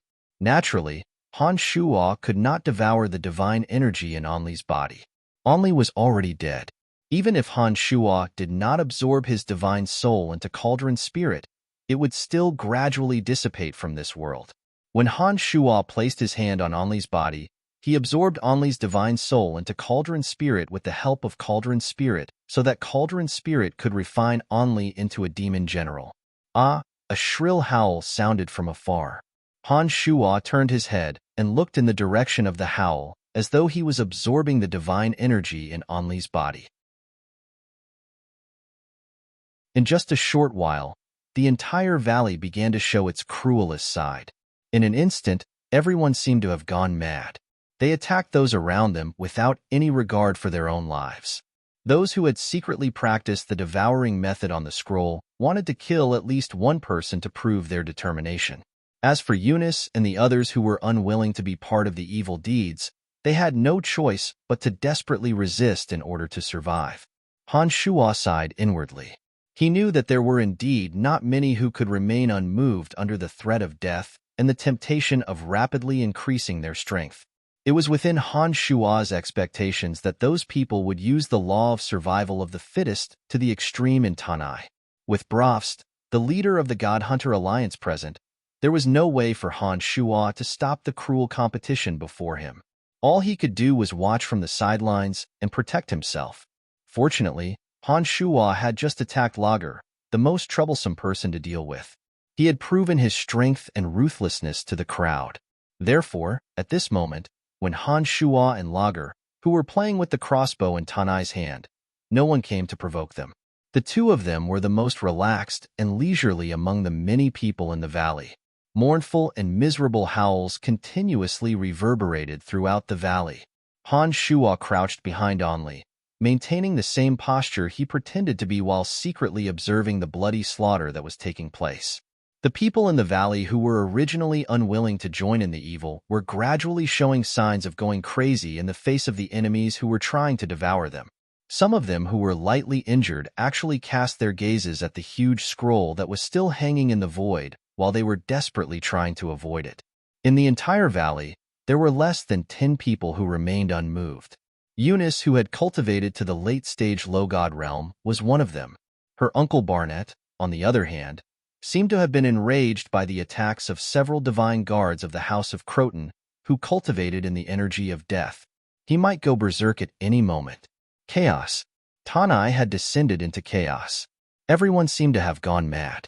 In the end, some of those who wished to become god hunters even started killing each other. They had lost all rationality. Brofst, who was silently observing the situation from within the cave, had no choice but to repeatedly use the enormous scroll to separate those who were fighting each other to prevent the god hunters from killing each other. This was to prevent him from running out of people to use. Lord Brofst, can you bestow Miss Eunice to me? She won't be one of us anyway. When I'm done playing with her, I will hand her over to your subordinates. I don't care if they want to play with her or kill her. Suddenly, Ardman, who had been smilingly observing the changes in the valley with his hands clasped behind his back, bowed and asked for Brofst's instructions. You have done me a great favor this time. Since you are interested in that woman, go ahead and do it. Brofst did not hesitate at all and quickly agreed to Ardman's request. He had been observing every movement in the valley and knew that Eunice wouldn't be of any use to him. For a person who was going to die sooner or later, letting Ardman play with her before her death was no different from making use of trash. Brofst wanted Ardman to work for him more in the future. Thank you, Lord Brofst.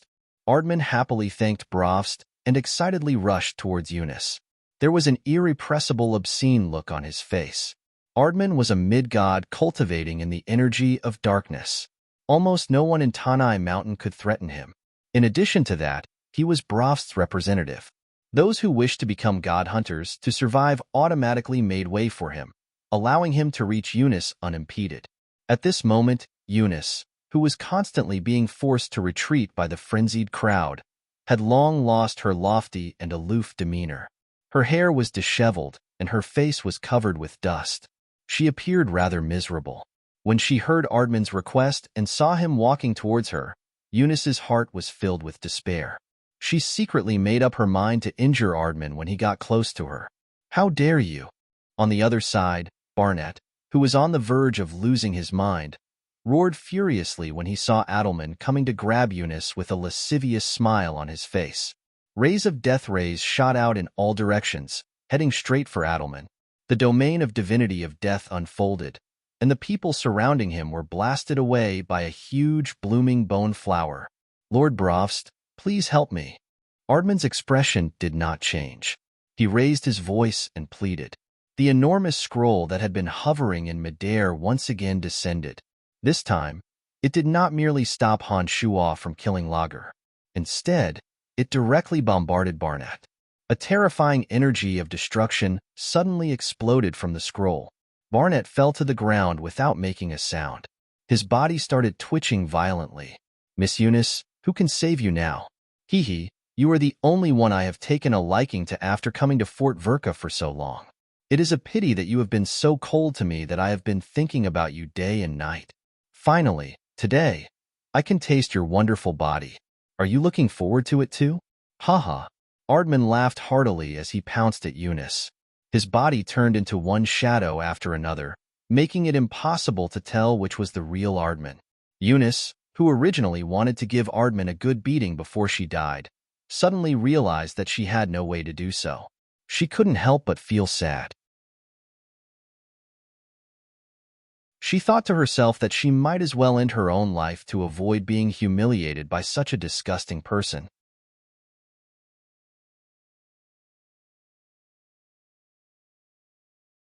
Chapter 689. The battle in the valley had reached its most intense state.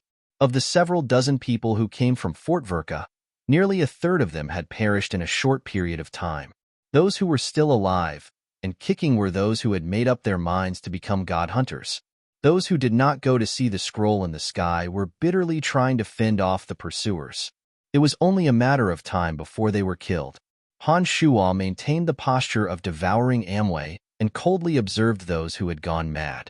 He carefully mobilized Cauldron Spirit's energy and prepared to absorb the divine souls of Tanai's deceased divine souls into the cauldron of Myriad Demon. When everything was in place, Han Shuo became somewhat hesitant. It was true that most of Tanai's divine souls had gone mad. Under such circumstances, it would be very difficult for Han Shuo to detect Han Shuo's actions. However, Brofst, who had been hiding in the depths of the cave, must have been secretly observing every movement in the valley. As a high god, if Han Shuo were to attempt to absorb the divine souls that had yet to dissipate into the world, Brofst would very likely notice it. It was precisely because of this concern that Han Shuo could not make up his mind. The feeling of seeing dozens of divine souls in front of Han Shuo's eyes, but being unable to do anything to them, made Han Shuo want to die. After thinking for a moment, Han Shuo decided to take the risk. He thought that as long as he personally participated in the process and carefully used Cauldron Spirit to absorb the divine souls, he should be able to avoid detection. As long as he could absorb all the divine souls in the valley, even if Bravst were to discover Han Shuo's actions, Han Shuo would still be able to escape using blood disassembly. After making up his mind, Han Shuo no longer hesitated. He slowly released Amway and got ready to take action. Haha, Miss Eunice, today, I will let you enjoy yourself to the peak of your excitement. It was at this moment that Ramon let out a hearty laugh. He transformed into shadows and shot towards Eunice. Eunice's face was filled with grief, indignation, and humiliation. When she saw that Ramon had transformed into shadows and was about to end her own life, she became disheartened. Just at this moment, a pitch-black darkness descended from the sky. Terrifying darkness energy descended from the sky and instantly enveloped the clouds above the valley. As creaking sounds rang out, the destruction boundary above was torn apart. A curtain of darkness suddenly shrouded the entire valley, and a cold voice came down from the sky. Bravst, come out and die. As the power of darkness, absolute darkness, enveloped the valley was filled with thick, ink-black smoke. Aside from a few cultivators of the power of darkness, no one else in the valley could see what was happening around them. Eunice, who was ready to die, suddenly heard the loud shout coming from the top of the valley and sensed the terrifying energy coming from above. She immediately knew that a powerful enemy of Bravst's had suddenly arrived. Eunice's will to live became unprecedentedly strong. Taking advantage of Ramon's moment of shock, she hastily ran far away. Han Shuo, who was in the valley, was one of the few people who could clearly see his surroundings. He discovered that as soon as the loud shout sounded from above the valley, a valiant-looking dark silhouette suddenly burst out of the cave from which Bravst's voice came. The dark silhouette shot towards the cloud-shrouded sky. A series of thunderous roars suddenly came from the sky. The entire valley seemed to tremble as large chunks of rocks fell from the surrounding cliffs. The momentum of those rocks was astonishing. When they tumbled down, they also contained the divine energy of destruction and darkness. Several people who were careless and were hit by the rocks all vomited blood and fell to the ground in exhaustion. The explosions in the sky above his head grew louder and louder. Han Shuo's consciousness could sense that two terrifying existences were engaged in an intense battle. The shockwaves from their battle shot into the surrounding rock walls, causing huge boulders to crash down. Some low gods with weaker strength were severely injured and unable to withstand the impact. At this moment, those who were previously filled with despair started to retaliate. Their will to live supported them tenaciously. Those who were determined to become god hunters because their lives were threatened, when they discovered that they might be able to survive even if they did not devour others, started to waver in their determination and became hesitant. Unfortunately, the greatest obstacle came from the absolute darkness. When the entire valley was shrouded in darkness, almost no one could see their surroundings clearly. In a situation where it was so dark that they couldn't even see their own fingers, everyone tried their best to avoid the crowd.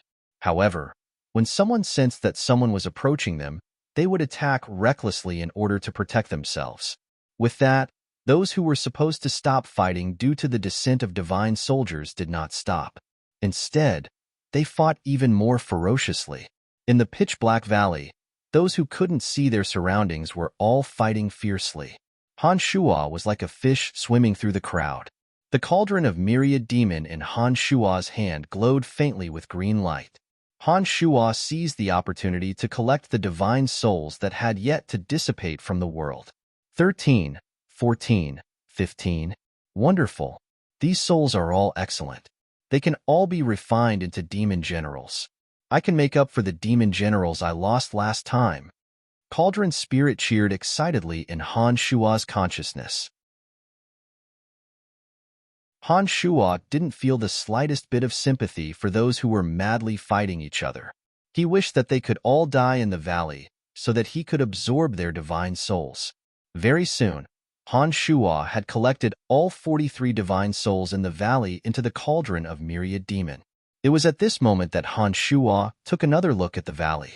He discovered that the darkness had unknowingly receded, and those who had gone mad had gradually regained their sanity. Han Shuo looked around and suddenly discovered that Raman had disappeared without him noticing. Lager, whom Han Shuo wanted to kill, had also disappeared without a trace when Han Shuo collected the divine souls. Eunice arrived next to Barnett's corpse. Her face was pale, and her divine soul had been collected by Han Shuo. She had a mournful look on her face. Barnett was killed by Brovst's scroll in order to protect her from harm. He died because of her. Barnett was also her uncle. It was only natural that she would be so grieved. The rumbling above their heads gradually faded away. It appeared that the battle between the two terrifying high gods was no longer confined to the valley. The boundary above the valley had been destroyed by the intruders. The god hunters who had been eyeing the valley covetously had seized the opportunity to flee. With the terrifying threat that was Brovst gone, Tanai and the others were safe for the time being. As soon as the darkness dissipated, a few more silhouettes whooshed away. Those people had come together with Han Shuo. However, as they couldn't resist the temptation, they had cultivated the energy of devouring other destroyers and had succeeded in devouring them.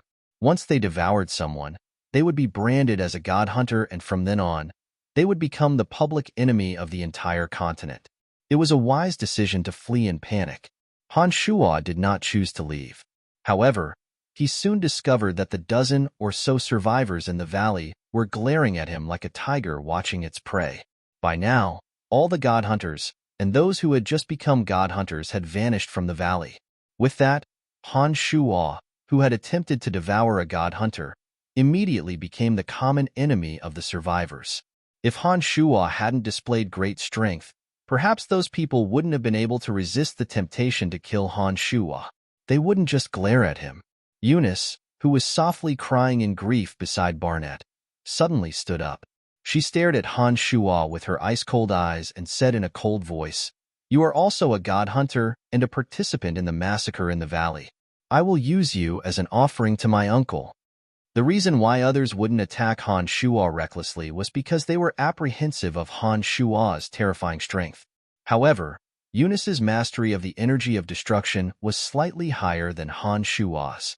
Therefore, she naturally wouldn't fear Han Shuo.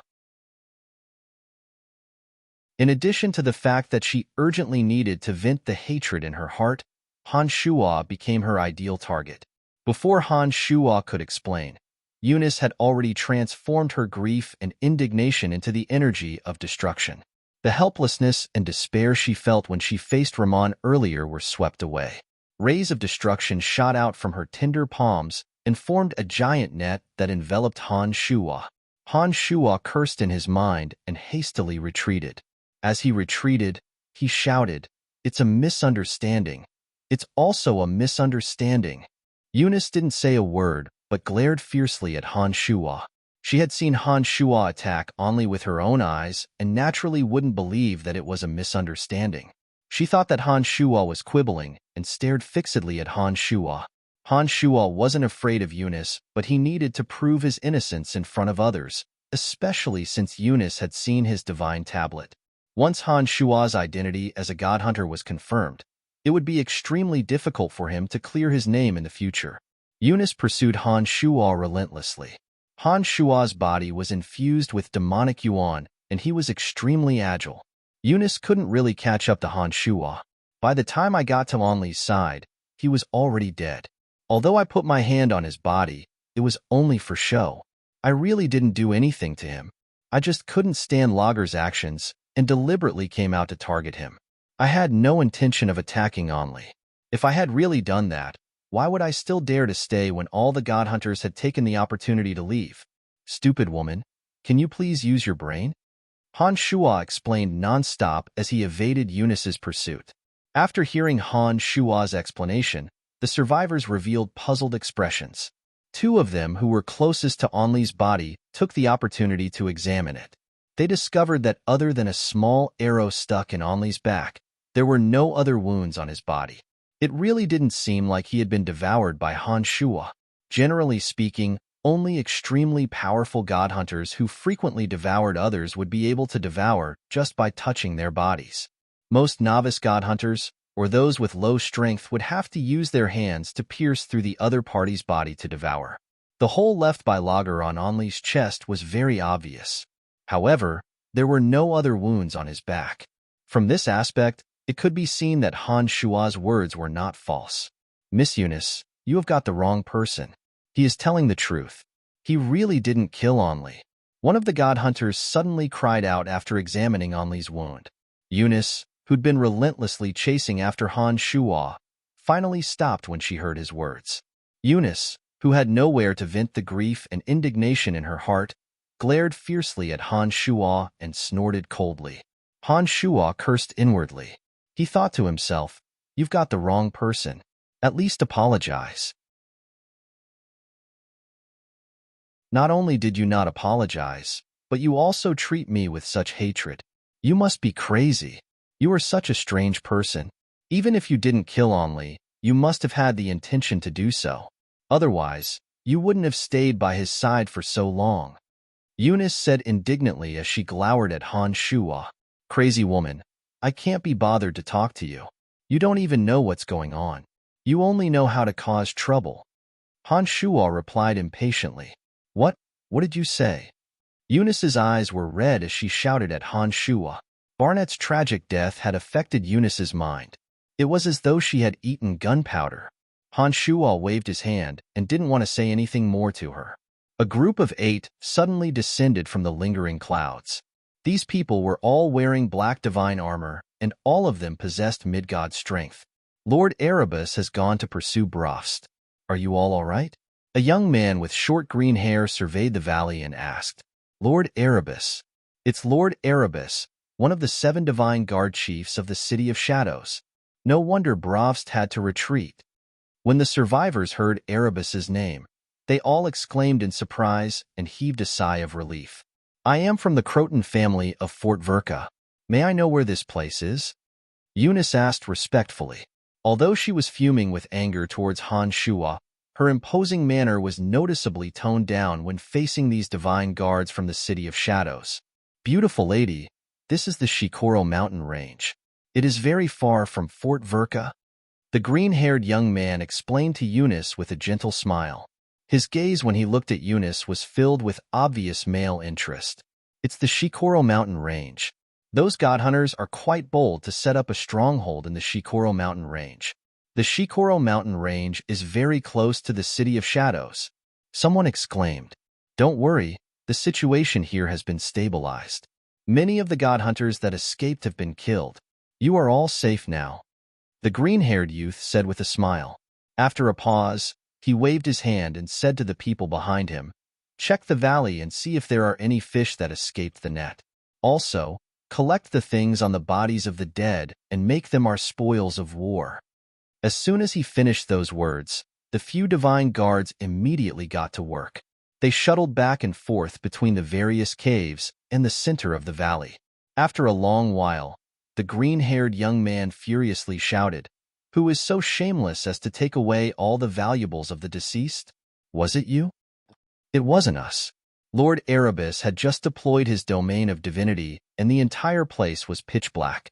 It must have been done by someone who cultivates in the energy of darkness. We don't cultivate in the energy of darkness.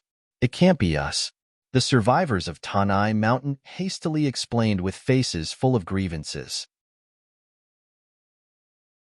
In their hearts, they were cursing those who profited from the dead. Han Shuo bunched his brows. The corners of his mouth curved into an obscure, complacent smile as he cursed the survivors.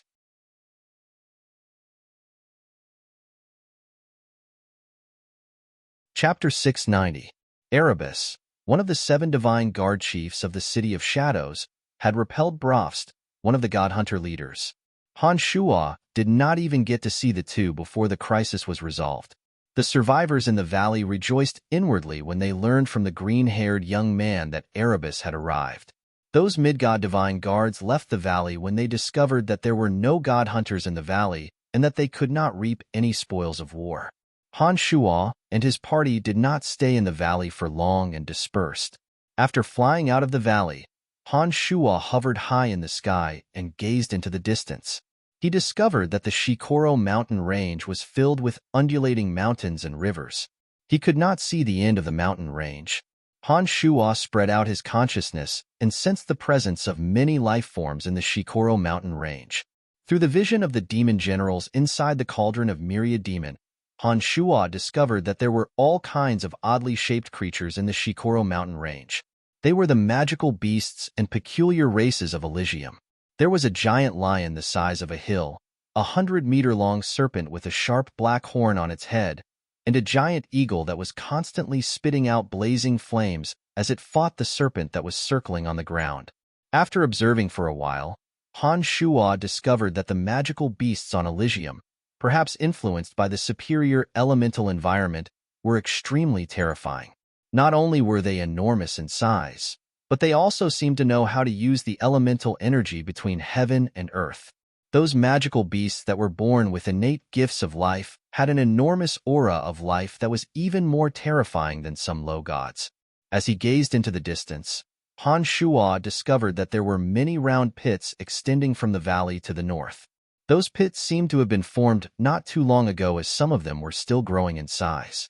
A few small mountains were still rumbling and swaying, and from time to time, large chunks of rocks would roll down. From what he saw, Han Shuo immediately realized that these pits were caused by the battle between Erebus, one of the 7 divine guard chiefs of the City of Shadows, and Bravst. Han Shuo slowly walked along the tracks left behind by the two. He would constantly look around along the way, trying to guess the true strength of the two from the traces left behind by the battle. Along the way, Han Shuo could see the wreckage of the two's battle everywhere. Many small hills had collapsed. Some giant trees that needed 10 people to wrap their arms around had been uprooted, and the earth had been torn apart into gorges. These scenes gave Han Shuo a vague estimate of the two's strength. When Han Shuo walked to a collapsed mountain peak, he discovered that there were no longer any traces of the battle. It looked like the two had fought to this mountain peak. They'd either flown into the air, or one of them had fled. That was why there were no more traces of the battle. From the green-haired young man, Han Shuo learned that the Shikoro mountain range wasn't far from the City of Shadows. According to them, Han Shuo had traveled all the way north from the collapsed mountain peak, and it took him 3 days to walk out of the Shikoro mountain range. Even with Han Shuo's speed, it took him 3 days to walk out of the Shikoro mountain range. One could only imagine how vast the mountain range was. During the 3 days, Han Shuo saw even more bizarre magical beasts. Some of the magical beasts were so powerful that Han Shuo did not dare to provoke them and could only stay far away from them. Based on Han Shuo's understanding of the classification of magical beasts, those powerful magical beasts were far beyond the 5th rank. They might have reached the 8th or even the 9th rank. Other than some bizarre magical beasts, Han Shuo also discovered some treasures of heaven and earth that contained abundant spiritual energy such as emerald grass, fire fruit, and blue heart stone. These treasures of heaven and earth contained extremely dense yuan energy. Some could even be directly consumed to increase Han Shuo's demonic yuan. There were also some that could be refined into pills with special uses. Most of the people on Elysium did not understand the uses of these treasures of heaven and earth. Therefore, Han Shuo, of course, did not hold back. He collected everything he saw along the way. By the time Han Shuo walked out of the Shikoro mountain range, he could sense that the demonic yuan in his body had increased by quite a bit. After exiting the Shikoro mountain range, Han Shuo did not waste any more time. He spent another half a month traversing through dozens of villages and fortresses before finally arriving at the City of Shadows, one of the 7 major cities of the Darkness Dominion. Standing in front of the City of Shadows' black stone gates that seemed to pierce through the clouds, Han Shuo felt a strange sense of insignificance. As he raised his head to look at the towering black stone door, Han Shuo could sense a majestic and imposing aura. Even though it was early in the morning, there was an endless stream of people entering the city just like Han Shuo. Unlike Fort Verka, The majority of those who entered the City of Shadows were low gods and mid-gods. There were even one or two high gods who walked into the City of Shadows in the center of the masses. On the other hand, those who were only base gods and demigods were rarely seen. Even if there were one or two, they were all underage children. It was only after standing before the City of Shadows that Han Shuo realized that the people on Elysium were abnormally powerful due to the rich elemental energies and cultivation techniques. On Profound Continent, a group of base gods and demigods would be hegemons of a region or the masterminds of a nation. But in the City of Shadows on Elysium, even underage children possessed such divine strength. The difference in strength between the two was obvious. After observing for a while, Han Shuo walked into the City of Shadows. After paying his divine tablet and one purple crystal coin, Han Shuo entered the City of Shadows. The first thing Han Shuo saw after entering the city were densely packed boundary towers and magical towers. Those boundary towers and magical towers stood behind the city gates and were covered with sparkling energy stones. They seemed to be providing an endless supply of energy to every corner of the City of Shadows, supporting the luxurious lifestyle in the city. "Hello, may I know how to get to the House of Lavers?" Han Shuo asked a divine guard at the city gates in a courteous manner with a smile on his face. The House of Lavers. As soon as the divine guard heard that Han Shuo was asking about the House of Lavers, the disdainful expression on his face became much more restrained. After carefully sizing up Han Shuo, he pointed to the southwest of the City of Shadows and said, "The House of Lavers is one of the 5 major family clans in the City of Shadows. You should be able to reach it in about half a day's journey from here. When you reach that area, just say that you are looking for the House of Lavers, and anyone will be able to show you the way." "Thank you." Han Shuo thanked the divine guard smilingly and headed southwest. The City of Shadows was tens of times larger than Fort Verka. The buildings here were so tall that they reached the clouds. Walking in the City of Shadows gave Han Shuo the misconception that he had not left the Shikoro mountain range. Han Shuo knew why those mighty experts liked to live in buildings that reached the clouds. According to Han Shuo's senses, the elemental energy would be denser at higher places. Although it was only a little, it was enough for those who pursued power to build their buildings as tall as they could. If the buildings weren't so tall that they would collapse, the gods on Elysium might even build their buildings into the sky because their pursuit of power had reached an insane level. Walking among the buildings that were as grand as mountains, Han Shuo once again felt a sense of insignificance. The energy towers, magical towers, and boundary towers all around him were glowing with gentle radiance. Each and every one of those energy towers seemed to have the ability to gather elemental energy. After entering the City of Shadows, Han Shuo clearly sensed that the elemental energy of darkness and death in the city was denser. Although the City of Shadows was very large, as the buildings were equally tall and large, it still appeared rather narrow. Han Shuo observed every building in the City of Shadows along the way. He saw a dazzling array of shops and gymnasiums. The City of Shadows was built to serve the gods. The shops sold divine armors, divine weapons, divine scrolls, and crystals of different functions. For some unknown reason, perhaps due to the influence of the various energy towers, boundary towers, and magical towers in the City of Shadows, the coverage area of Han Shuo's consciousness had shrunk by a lot. Although the various types of energy posed no hindrance to gods who were used to the existence of elemental energy, Han Shuo's consciousness was greatly affected. He was unable to use his consciousness to take in more than half of the City of Shadows. Han Shuo was puzzled. He tried using Cauldron Spirit's energy, but discovered that he could only see the situation within a radius of 1 kilometer. Compared to the vastness of the City of Shadows, 1 kilometer was simply too small. While observing the situation in the City of Shadows, Han Shuo had unknowingly walked for more than half a day. When a new street block appeared before Han Shuo, he immediately realized his goal. Just as the Divine Guard had said, the House of Lavers was well known in this area. After asking around in a random shop, Han Shuo was able to locate the House of Lavers. 20 minutes later, Han Shuo stood in front of the Lavers' residence. There were many tall buildings as far as the eye could see. Similarly, there were many energy towers, boundary towers, and magical towers in between the buildings. They provided the House of Lavers with all kinds of energy. As the sky and the space around him were sealed by powerful boundaries, Han Shuo did not have the opportunity to stroll around. He walked straight to the entrance and cleared his throat. Han Shuo attracted the attention of the two divine guards in front of him. The divine guards of the House of Lavers were different from the divine guards of the City of Shadows. They wore dark green divine armor with the emblem of a dark sun at the center of the chest. Han Shuo had once seen the same emblem on Donna's robe. Therefore, as soon as he saw the emblem on the divine guard's divine armor, he knew that he had arrived at his destination. "Youngster, what are you doing sneaking around?" One of the divine guards stared at Han Shuo vigilantly and shouted in a cold voice. This divine guard was a low god cultivating in the energy of darkness and possessed early-stage strength. "I'm looking for Miss Donna of the Lavers' residence. Please help me inform her of my arrival." Han Shuo smilingly handed over a few purple crystal coins in a gentle manner.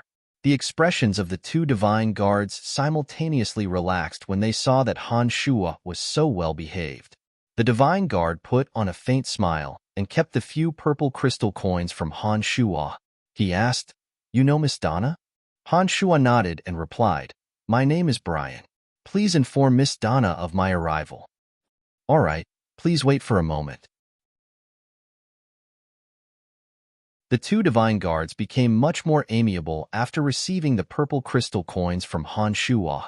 One of them hastily walked to the back of the hall. The other divine guard had nothing better to do. When he saw that Han Shuo was so easygoing, he started chatting with him. "Where are you from? How do you know Miss Donna?" "During Miss Donna's last mission, I was her guide. That's how I got to know Miss Donna. It is also her intention that I am here to look for her," replied Han Shuo smilingly. In the Lavers' residence, Miss Donna is considered to be one of the more easygoing masters. It is your fortune to be acquainted with Miss Donna. However, you must be careful when you are in the Lavers' residence. Some young masters and young ladies are not that easy to talk to, the divine guard cautioned. Perhaps because Han Shuo was pleasing to the eye, the divine guard cautioned Han Shuo after making sure that no one was around. "Oh." Han Shuo was surprised for a moment before he asked, "What kind of people are there in the Lavers' residence? May I trouble you to tell me?" "The patriarch has a younger brother and a younger sister. Miss Donna is the second daughter of the patriarch. Miss Donna has an elder brother named Dewey. The patriarch's younger brother has 2 sons and a daughter. The patriarch's younger sister is married to the House of Bruce in the Destruction Dominion. Other than these direct relatives, there are a dozen or so collateral relatives. Miss Donna and the patriarch are easy to get along with. However, there are some young ladies and young masters who are not so easy to talk to. You must be careful when you enter the Lavers' residence. Do not provoke those people," the divine guard cautioned Han Shuo after receiving the purple crystal coins. Before coming to the Lavers' residence, Han Shuo had not heard Donna mention anything about the Lavers' family. Han Shuo came to the Lavers' residence to look for Donna, only to find out some things about the Lavers' family. He had no intention of joining the Lavers' family. Therefore, Han Shuo did not pay too much attention to the divine guard's words. After exchanging a few more words with the divine guard, Han Shuo immediately sensed Donna's aura. Soon, Donna appeared before Han Shuo wearing an emerald green dress. "Brian, what took you so long?" Donna smiled even more cheerfully when she saw Han Shuo. When that divine guard who was chatting with Han Shuo saw that Donna personally came out to greet Han Shuo, he immediately viewed Han Shuo in a new light. He originally thought that Han Shuo was merely relying on his relationship with Donna to seek refuge with the Lavers' family. After all, Han Shuo was just a low god. This sort of thing happened almost every day. It took me some time to settle some things. Of course, I can't just leave like that. After all, that place is also my territory. Han Shuo explained with a smile before he continued, "Miss Donna, it's been a long time since we last met. You seem to have become more beautiful, loquacious." Donna reprimanded smilingly. She pulled Han Shuo's sleeve and led him inside. "What are you standing outside for? Come on in." Under the astonished gazes of the two divine guards, Miss Donna must have pulled Han Shuo into the Laver's family. After Han Shuo's figure disappeared, the divine guard who was talking to Han Shuo murmured, "Although Miss Donna is amiable, she shouldn't be this enthusiastic, right?" The other divine guard nodded and said, "This youngster is no ordinary person."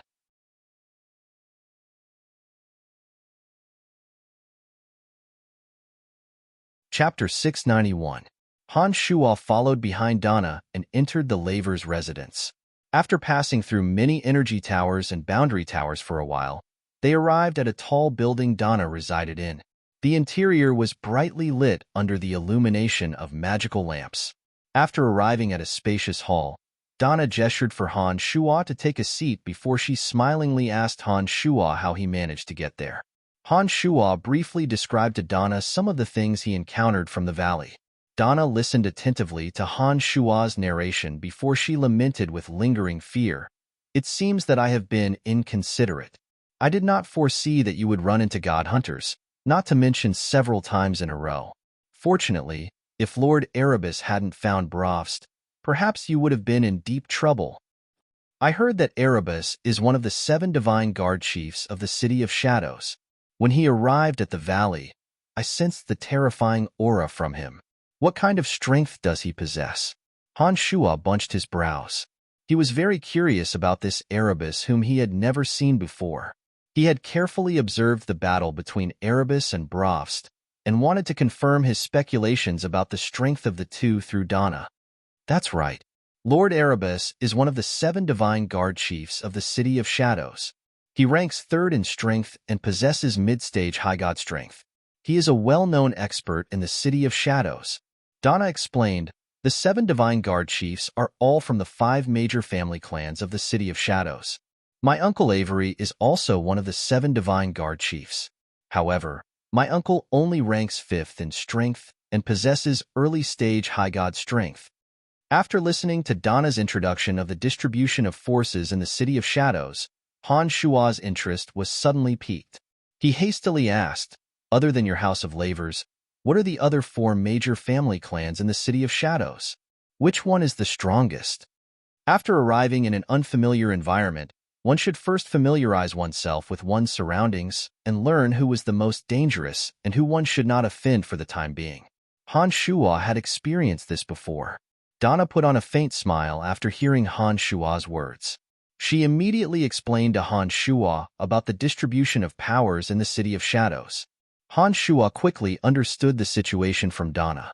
In the City of Shadows, other than the House of Lavers where Donna was from, there were also the House of Saint, the House of Kinson, the House of Kisa, and the House of Buller. Among them, the House of Saint was the strongest.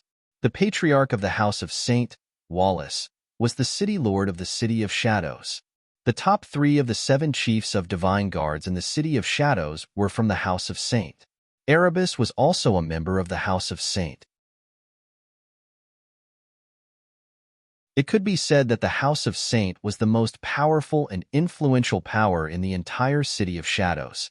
The 4 major family clans, including the House of Lavers, were obviously not as powerful as the House of Saint. The strengths of the 4 family clans were about the same. The members of these 4 family clans also possessed lofty statuses in the City of Shadows. They had their own divine guards and controlled many shops and gymnasiums in the city. The House of Saint was the most powerful family clan in the City of Shadows. No other forces or family clans could threaten the House of Saint's position in the City of Shadows. The 4 major family clans followed the House of Saint's lead and had always followed the House of Saint's footsteps. The members of the 4 major family clans were very respectful towards the House of Saint. However, the 4 major family clans competed with each other, openly and covertly, for experts to join their family clans, for energy ores and rare metals in various regions. In short, in order to make their family clans stronger, all the family clans spared no effort to improve themselves. This included obtaining talents and all kinds of scarce resources. They dared not compete with the House of Saint for anything, but they were not afraid of other family clans. After briefly describing the situation in the City of Shadows to Han Shuo, Donna saw that Han Shuo was in deep thought and did not say anything. She patiently waited for Han Shuo to digest her words. After a while, Han Shuo nodded smilingly and said to Donna, I didn't expect that the House of Lavers isn't the most powerful family clan in the City of Shadows. Haha, I thought that your family clan is the most powerful. We have been working hard. Unfortunately, the House of Lavers has only been developing for a short time. We are far behind the House of Saint, which has tens of thousands of years of history. On Elysium, those ancient family clans that have existed for a long time usually have late-stage high god experts, or even more. Only such family clans can be considered first-rate family clans. Our House of Lavers, for example, can only be considered a second-rate family clan at best, Donna said in a self-mocking smile. Then, she looked at Han Shuo smilingly and asked, Are you disappointed to hear this? Disappointed about what? Han Shuo stared blankly for a moment, disappointed that our family clan isn't the most powerful force. Won't that restrict your future development? Donna replied smilingly, That has nothing to do with me. Han Shuo shrugged and smilingly said, I have no intention of relying on your family clan. I have no intention of becoming a divine guard of any family clan on Elysium for the time being. Therefore, I don't need to be disappointed. Brian, I'm going to explain the situation on Elysium to you. Donna put on a faint smile and continued, On Elysium, unless you are a high god with formidable strength, you will have to attach yourself to a powerful family clan in order to have a foothold in Elysium. Take our dominions of darkness, death, and destruction as an example. We have formed an alliance to form the Calamity Church. Other than the three overgods, the patriarchs of the Calamity Church are patriarchs of ancient family clans. The core members of the Calamity Church are also made up of elites from various large family clans. It is nearly impossible for those who are innocent to truly join the Calamity Church. For someone like you who has just arrived on Elysium, if you don't have a family clan's identity, you will be a hindrance in many matters.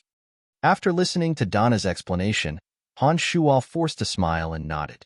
He replied, I understand what you mean, but for the time being, I don't have any plans to do anything on Elysium. All I want is to learn more about the situation on Elysium so that I can travel around and strengthen myself. After hearing Han Shuo's explanation, Donna did not force Han Shuo to join the Lavers family. All right, let's not talk about this anymore. Since you have just arrived in the City of Shadows, let me show you around. If you change your mind, our Lavers family will always welcome you. Sure, I would like to see the City of Shadows for myself. Han Shuo stood up smilingly. Come, let me show you around our family clan. You can stay here for the time being. When you find a better path, you can leave our family clan. Donna stood up and led Han Shuo all the way to the top of the building. She pointed at the towering buildings that reached the clouds and started explaining to Han Shuo. The gymnasiums, smelting rooms, and residences of certain special characters were all described by Donna. Han Shuo's consciousness was infinitely powerful. He could memorize everything after Donna introduced them to him. Little sister, who are you with? Suddenly, a deep and resounding voice sounded from the top of a tall building on the opposite side. A majestic figure entered Han Shuo's sight. He bore a strong resemblance to Donna. He looked like a man in his 30s on Profound Continent. However, after learning about the lifespan of gods on Elysium, Han Shuo knew that this person was far older than that. That person cultivated in the energy of destruction and possessed late-stage mid-god strength. Elder brother, this is a friend of mine. I have mentioned him to you before. His name is Brian, and he comes from a material plane called Profound Continent. Donna introduced Han Shuo to that person from 100 meters away. Oh, you should make some preparations. We will be heading to the Space Dominion very soon, Han Shuo said. Donna's elder brother, Dway, nodded indifferently. He did not look at Han Shuo seriously and returned to his room on the top floor. That's my elder brother, Dway. That's just how he is. He doesn't like to talk to people. Please don't mind him, Donna explained to Han Shuo. Han Shuo nodded smilingly and did not say much. People from Elysium had an innate sense of superiority towards people from other material planes. Han Shuo understood this from the way Bolton, Li Wei, and the others behaved when they first arrived on Profound Continent. It was normal for Dway to have such an indifferent reaction. If he had been so enthusiastic after learning that Han Shuo came from a low-level material plane, Han Shuo would have found it strange. Let's go. I'll show you around. I didn't see you bring out any powerful divine weapons the last time we met. Since you have come to our laver's residence as soon as you arrived on Elysium, I must show you some respect, Donna said in a high-spirited manner. She pulled Han Shuo and led him outside. The laver's residence was so large that it naturally had more than one entrance. This time, Donna and Han Shuo left through another entrance and headed towards the most flourishing street in the district. They were surrounded by shops selling items that gods needed. Han Shuo was dazzled by the variety. Actually, I don't need any divine weapons. On the contrary, I have a lot of divine weapons in my possession, Han Shuo said to Donna smilingly as they walked on the street filled with all kinds of shops. What? Donna stared blankly for a moment before she giggled and said, Before I left Profound Continent, I only left you a dozen or so purple crystal coins. Those purple crystal coins were enough for you to find me, but they were far from enough to purchase suitable divine weapons. Even if you bought any divine weapons, you must have been deceived by someone. They are definitely not good stuff. Then take a look at these divine weapons. Are they good stuff? Han Shuo handed a space ring to Donna. He stored the incomparably precious divine essences and some divine weapons that were useful to him into another space ring. The space ring he handed to Donna contained all kinds of divine weapons and items that he had collected in the Abyss realm. Some of them were from the Abyss, some were from Kaiser and Erickson in the third layer of the underground world, and some were taken from the Valley of the God Hunter Alliance when he was collecting divine souls. After the seal on the space ring was removed by Han Shuo, Donna immediately knew what was inside. Donna wore an incomparably odd expression as she stared at Han Shuo. She looked through all the items in the space ring and forced a smile. I think we are indeed here to sell divine weapons. Brian, I really don't understand where you got all these things from. I couldn't tell that you were a rich man.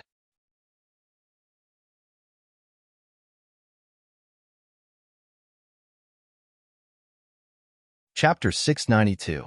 Donna led Han Shuo to the largest divine weapon shop on the block. The shop was divided into 5 floors. The bottom floor only sold divine weapons used by demigods and base gods. The second floor sold divine weapons used by low gods. The third floor sold divine weapons used by mid-gods. The fourth floor was used to negotiate for custom-made divine weapons. And the fifth floor was for the shop owners to rest. Only a few of the largest shops on Elysium would sell high god weapons. There were no divine weapon shops of that scale in this block. Han Shuo followed Donna into the shop and walked from the first floor to the third floor. Looking at the dazzling array of armors, staffs, divine weapons, and divine stones, Han Shuo had to admit that the people of Elysium were far ahead of all the masters on Profound Continent in the field of artifact smelting. Not only did all the artifacts here have unique functions, they were also exquisitely crafted. The armors were often engraved with intricate and mysterious patterns or boundary seals. Some of the magical formations and divine weapons were also inlaid with beautiful gems that had special functions. Compared to the artifacts displayed here, the weapons made by the elves on Profound Continent, regardless of their actual functions, were much less exquisite. All the guards in the shop recognized Donna. When Donna walked in, they all bowed and greeted Miss Donna as Miss Donna. Stop looking. We are going straight to the 4th floor. It won't be too late for you to look around later, Han Shuo said. When Donna saw that Han Shuo seemed to be interested in every artifact, as though he wanted to memorize everything here, she couldn't help but urge him. I have to say, these artifacts are really exquisite. They are even more beautiful than those of the harsh elves on our continent. Han Shuo moved his gaze away from an exquisite sapphire crown and raised his head to look at Donna. The elves you mentioned also exist on Elysium. However, their art of smelting is far inferior to that of the godly refiners. They generally work as assistants for the godly refiners. The art of smelting of the elves on your continent is probably inherited from the ancient elves on Elysium. Naturally, they can't compare to the godly refiners. Donna explained smilingly. There were many races on Elysium. Among them, the refined god race was a race that pursued art to the extreme. Just like those gods who constantly pursued power, their pursuit of aesthetics had reached a crazy and perverse level. Every piece of equipment on Elysium would need to be perfected by the refined god race after it was smelted. Every piece of equipment on Elysium was so exquisite that it would be liked by anyone who laid eyes on it. As the two conversed, they arrived at the 4th floor. There was an old man resting with his eyes closed. He wore a long robe with checkered patterns all over it. He looked very strange. As soon as he saw Donna, his half-closed eyes suddenly lit up. He chuckled and said, "So it's Miss Donna of the House of Lavers. Are you planning to custom-make some special divine weapons?" Donna shook her head and turned to the side to let Han Shuar enter. She smiled sweetly and said, "Grandpa Domo, you are mistaken this time. I am not here to spend but to sell you some extra divine weapons." The old man named Domo only had base god strength of death. He had spent most of his time and energy on smelting divine weapons. Therefore, he had a unique insight in this field. "Haha, little Donna, you must be joking. Your House of Lavers is rich and overbearing. Why would you think of selling divine weapons to us? Little Donna, you don't lack that little bit of money." Domo was very happy to hear Donna address him as Grandpa. He did not continue to address Donna as Mississippi. "Of course it's not me. It's a new friend of mine. He has some divine weapons in his possession that he will never be able to use. He might as well exchange them for some crystal coins." Donna put on a sweet smile and sat down on the empty oak chair in front of Domo. She even beckoned to Han Shuo. "Does this friend here have something to sell?" Domo sized up Han Shuo in astonishment. He then nodded and smilingly said, "Don't worry. For the sake of little Donna, I will not cheat you. Take out everything you have. I will give you an estimate of the price. If it is suitable, we will make a deal." "No problem." Han Shuo straightforwardly took out the space ring and took out all the items of various sizes. He placed them in front of Domo one by one. Among them were swords, armors, and some other miscellaneous gadgets. Domo calmly looked at the over 20 items on the table. Only when Han Shuo took out all the items did he start fiddling with them one by one. He seemed to be memorizing something in his mind. When Domo saw the 3 divine weapons of Erickson and Kaiser, his eyes lit up. Those 3 items belonged to Kaiser and Erickson, right? It was only when Domo was carefully flipping through the 3 items that Donna also noticed the anomaly. She looked at Han Shuo in astonishment and asked, "How did they end up in your hands?" "Those 2 died in that strange place. I happened to stumble upon them while I was lost. So, I randomly took those 3 items." Han Shuo appeared to be very nonchalant as he made up an excuse. "You are so lucky." Donna stared at Han Shuo smilingly. When Han Shuo looked back at her, she secretly rolled her eyes and said, "Why do you always run into good things?" Donna recalled the situation back then. The more she thought about it, the more puzzled she became. Back then, Han Shuo clearly said that he was also trapped and only managed to escape with great difficulty. So, how did he manage to collect Kaiser and Erickson's divine weapons? Who knows? Haha. Han Shuo shrugged nonchalantly. These few mid-grade divine weapons can be considered valuable. The others are rather cheap. After a while, Domo put down the divine weapons in his hand. He raised his head to look at Han Shuo and Donna and said, "Let's make it 300 black crystal coins in total. Do you think that's a good deal?" Domo's words were directed at Han Shuo. However, Domo merely shot a glance at Han Shuo before turning his attention back to Donna. It was obvious that Donna of the Lavers family was the person that Domo truly valued. As for Han Shuo, he was merely an insignificant character. "Brian, what do you think?" Donna looked at Han Shuo with a faint smile. No problem. With Donna around, Han Shuo believed that Domo wouldn't rip him off. Besides, based on Han Shuo's understanding of the market, 300 black crystal coins was a very fair price. Therefore, Han Shuo readily agreed to the deal. Domo was even more straightforward than Han Shuo. Without even putting away the divine weapons on the table, he immediately ordered someone to withdraw 300 black crystal coins and handed them to Han Shuo. And just like that, the deal was sealed. On Elysium, 1 purple crystal coin was equivalent to 100 blue crystal coins, and 1 black crystal coin was equivalent to 100 purple crystal coins. Back when Han Shuo first arrived on Elysium, he only needed 50 blue crystal coins to get a divine tablet. Renting a gymnasium would only cost him a few purple crystal coins, and entering the City of Shadows would only cost him a single purple crystal coin. 300 black crystal coins could be considered a small windfall. As long as Han Shuo didn't spend too much on high-grade divine weapons and scrolls, 300 black crystal coins would be enough for him to use for a very long time. Not bad. You can be considered a rich man. Our House of Laver's fortress outside the City of Shadows only collects 500 black crystal coins and taxes every month. For an outsider who has just arrived on Elysium, the only ones who can amass 300 black crystal coins in such a short period of time are those peak-stage mid-gods and high-gods.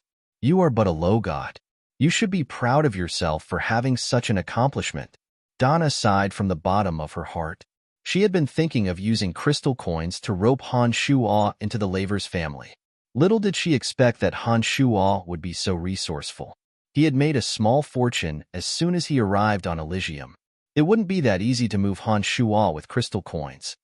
Compared to a rich man like you, this little bit of wealth is nothing. Han Shuo replied modestly, Grandpa Domo, I shall not disturb you any longer. Let's take a stroll downstairs. If we find something suitable, perhaps I will return those crystal coins to you, said Donna as she stood up. Haha, I still have to sort these things out. I won't keep you company. I will give you a 20% discount on anything you like. Go on, go on. Together with Han Shuo walked to the 3 floors below. He picked out a few dozen origin crystals that he had his eyes on. They were exactly the same as the ones Han Shuo had obtained from the 6-horned tribal king of the Soul Race in Tarag Canyon. These were all good items needed to form a soul of element from demigod to base god. The origin crystals, which were considered rare treasures on Profound Continent, were sold for only 5 purple crystal coins in this shop. It was so cheap that Han Shuo was about to go crazy. These origin crystals can be found in the center of many energy mines on Elysium. They aren't particularly precious. Besides, they are only useful for demigods to form a soul of element from base god to demigod. You have long surpassed that realm. Why do you need so many? Donna asked Han Shuo in astonishment.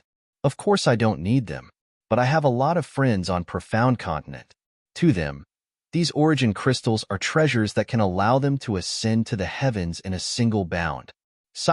Due to the abundance of elements on Elysium, there are many miraculous items on Profound Continent. We don't have these on Profound Continent. No wonder you say that Profound Continent is just a low-level material plane.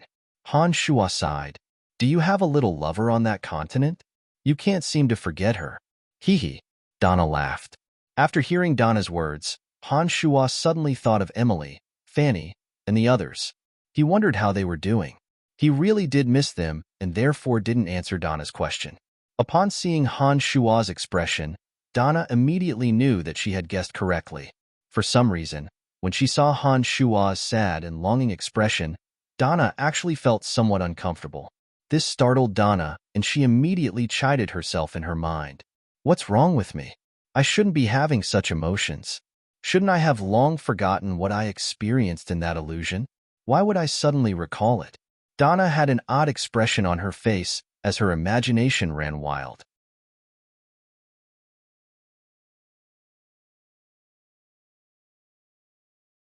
Chapter 693. Inside the shop, Han Shuo spent some crystal coins to purchase many items suitable for beginners. Those so-called divine weapons, which were absolutely rare on the Profound Continent, were clearly marked in the shop, and they weren't expensive at all. Han Shuo spent only 5 black crystal coins to purchase sufficient equipment from this shop. He did not purchase any divine weapons for himself and left the shop with Donna. Not long after the two left the shop, a petite, purple-haired middle-aged man walked into Domo's room. Mr. Domo, I wonder if there's anything wrong with the origin of those divine weapons sold by that youngster. Do you want to investigate? The purple-haired middle-aged man asked. Domo's entire body was squeezed into the chair. He lazily shot a glance at the man and said in a displeased manner that youngster was brought here by Miss Donna of the Laver's family. Even if there are any problems, we will bear the responsibility. Master has instructed us not to offend anyone from the 5 major family clans. Jackson, are you going to go against Master's words? Of course not. Jackson lowered his head and replied. There was a hint of anger in his eyes. He thought to himself, we are both blacksmiths in this shop. Why do you have to be so superior to me? However, if there really is a problem with the origins of those divine weapons, if we don't handle them properly and they leak out, who will bear the responsibility? What problem can there be with just some low-grade divine weapons? Domo's face was filled with disdain. He impatiently said to Jackson, the only valuable items are 3 mid-god divine weapons from the element of light and water. No matter how I look at it, there shouldn't be any problem. All right, put my name on this transaction. If there really is a problem, I will take full responsibility. Are you satisfied? Since you have put it that way, of course I won't have any objections. All right, I won't disturb you any further. Go back to your rest. I'll take a look around. Jackson chuckled mischievously and immediately retreated from Domo's room. He came to a corner on the 3rd floor, found a few guards, and instructed in a low voice, investigate the origins of those divine weapons. Be careful. Report to me immediately if you find anything wrong. Understood, Mr. Jackson. We know what to do. The guards were all on Jackson's side and immediately nodded to show that they understood. Han Shuo and Donna had no idea that Han Shuo was dragged into the matter because of a personal grudge. At this moment, Han Shuo was still strolling around with Donna. With Donna's introductions, Han Shuo gained a deeper understanding of the City of Shadows. When the two returned to the Laver's residence, the 2 guards at the door looked at Han Shuo in amazement. It was as though they felt that it was a great thing for Donna to accompany Han Shuo. Young Master Dewey just instructed us to make a trip to Second Master's place after you return. A guard respectfully transmitted a message to Donna. Got it, Han Shuo replied amiably. After leading Han Shuo into the Laver's residence, Donna pointed at the tall building she lived in and said to Han Shuo, Uncle must want to talk to me about my upcoming mission to the Space Dominion. I'll be heading over first. You can take a rest inside. Don't stand on ceremony. Oh, there's a gymnasium at the back. Some members of the family, divine guards, and cabinet members would sometimes spar there. If you feel bored, you can go and take a look. All right. Han Shuo was rather interested in the gymnasium of the Laver's residence.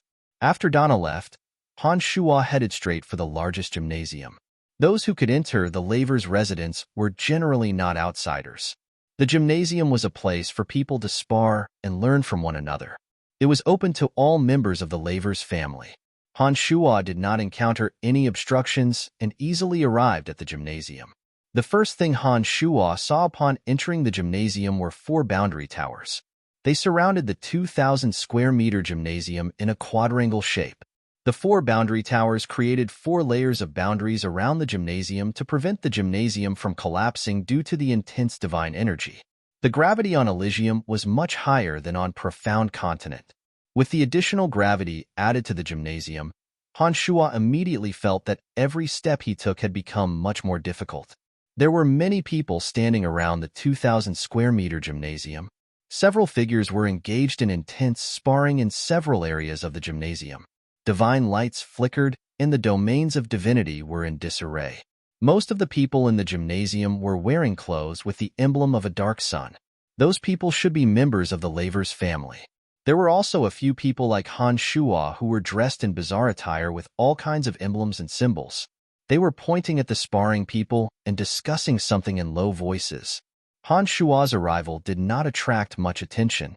Those people were either chatting in groups of 3 or 4, or sitting cross-legged on the ground with their eyes closed in contemplation.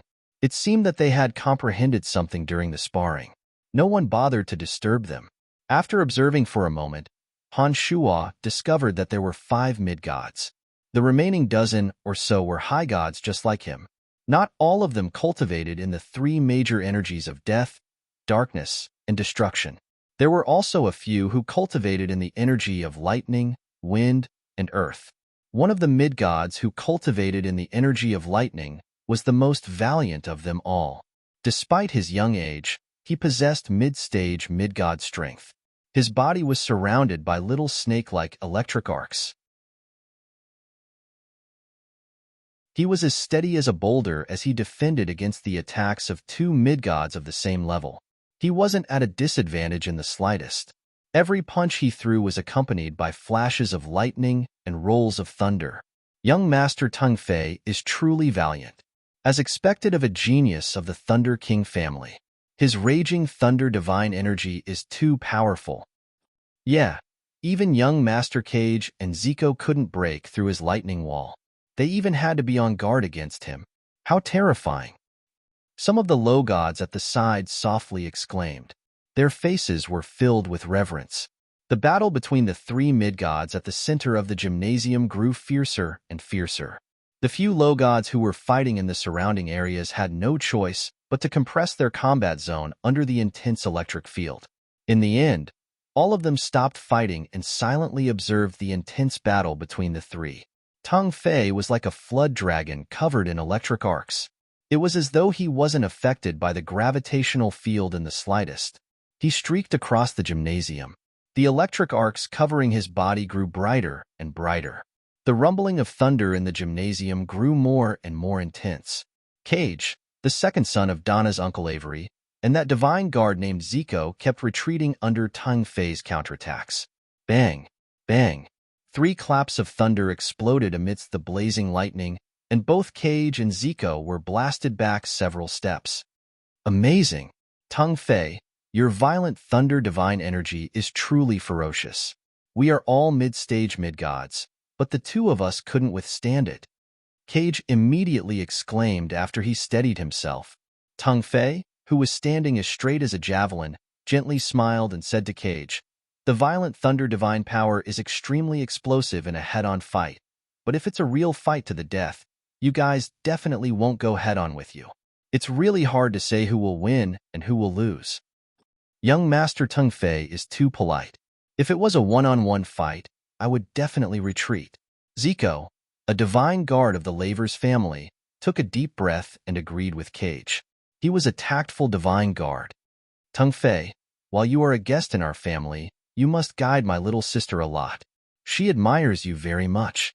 Cage laughed heartily and pointed at Eve, who was only an early-stage mid-god. Eve was Avery's daughter. She bore some resemblance to Donna, but she lacked the graceful and graceful temperament of Donna. She was more elegant and pretty. At this moment, her cheeks were slightly red, and she was looking at Teng Fei rather bashfully. It was obvious that she was very interested in Teng Fei. "Haha, of course," replied Teng Fei warmly. However, he only casually swept a glance at Eve. It seemed as though he wasn't very interested in Eve. All right, let's take a break and watch the others fight." Cage laughed and pulled Teng Fei towards the resting area where Eve was staying. Friend, you look unfamiliar. Are you also a member of our family?" Zico walked towards Han Shuhua. He was very familiar with this place and couldn't help but ask in astonishment when he saw the unfamiliar Han Shuhua. When the crowd in the gymnasium also saw the unfamiliar Han Shuhua, they all revealed attentive expressions. "No, I'm a friend of Donna. I heard the commotion and came over to take a look." Han Shuhua put on a faint smile and replied politely, "Oh, so you are a friend of Miss Donna. Hee, friend, you cultivate in the energy of death. If you're interested, you can go down and find a suitable opponent to spar with. You will only gain enlightenment in a real battle. That will be very beneficial to you." Zico said to Han Shuhua with a smile. "No, I'm just here to take a look. My strength is low and I won't embarrass myself." Han Shuhua tactfully declined. "Hey friend, you are also a low god. And a late-stage low god at that. You can play with me. Don't be a wet blanket." A bald youngster stood in the gymnasium and waved at Han Shuhua. He looked somewhat similar to Dolores, except that he was slightly shorter. He also didn't have the grave and stern aura of Dolores. Miss Donna's friend must be extraordinary. Friend, don't refuse. Come down and play with Doloxes. There won't be any problems. Teng Fei, who was drinking tea with Cage at the resting area, suddenly had his eyes light up when he heard that Han Shuhua was Donna's friend. Since young Master Tang Fei has spoken, don't refuse, friend. Give us some face and go down and play. Cage creased his brows and also tried to persuade Ting Fei. It seemed that he was very friendly towards Ting Fei. All right, let's just have some fun. Don't take it too seriously. Seeing that he couldn't refuse, Han Shuo nodded with a smile and walked towards Dolox's in large strides. He thought that with Donna's identity, those people wouldn't be too serious.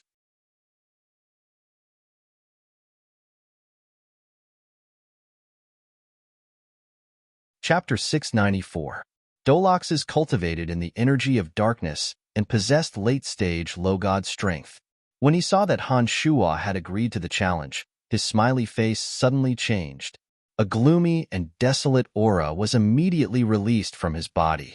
Han Shuo walked step by step towards the center of the gymnasium. His main body merely mobilized the energy of his avatar of death.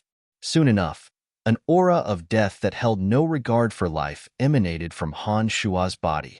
Both the energy of death and the energy of darkness were known for their evilness. They weren't particularly adept in close combat. Han Shuo and Dolox's had no intention of engaging in close combat. Dolox's took the initiative to attack. His body gently swayed and 5 dark shadows separated from each other. The 5 shadows were pitch black and blurry. They were all covered in dense divine energy of darkness. As soon as the 5 shadows appeared, they immediately charged at Han Shuo. They created even more blurry shadows in the gymnasium. It was a very bizarre sight. Those who cultivated in the energy of darkness were experts in concealing their bodies and aura. They would often use the shadows to obscure their opponent's vision in battle. They would hide their true body in the darkness or transform into a shadow. They would then take advantage of their opponent's confusion and kill them in a single strike. It seemed that Dolox's knew how to utilize this technique very well. The blurry shadows constantly circled around Han Shuo and approached Han Shuo little by little. Han Shuo stood perfectly straight on the same spot. His eyes calmly looked at the blurry shadows that were constantly flashing in front of him. He wasn't the slightest bit affected by the phantoms.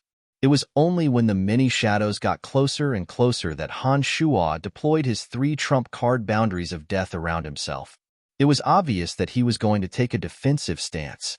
Dolox's conjured more and more shadowy figures that fluttered gracefully in the gymnasium. When the speed of the shadowy figures grew faster and faster, nearly 100 shadowy figures suddenly rushed at Han Shuo, attacking him from all directions. Han Shuo remained in his original position, coldly watching the shadows. When the first shadow was about to attack his body, he was like a venomous snake that had been lying dormant for a long time, waiting for an opportunity. He abruptly scuttled out, his 2 hands drawing out layers of green waves that engulfed the dozen or so shadows. With a loud bang, he punched a shadow that was still flying around. Bang! Han Shuo's fist landed squarely on Dolox's chest. All of the shadows vanished without a trace in the blink of an eye. As it was just a sparring session, Han Shuo didn't put too much force into this punch. It was just enough to stop Dolox's body and render him powerless to continue conjuring shadows. However, it didn't injure Dolox's at all.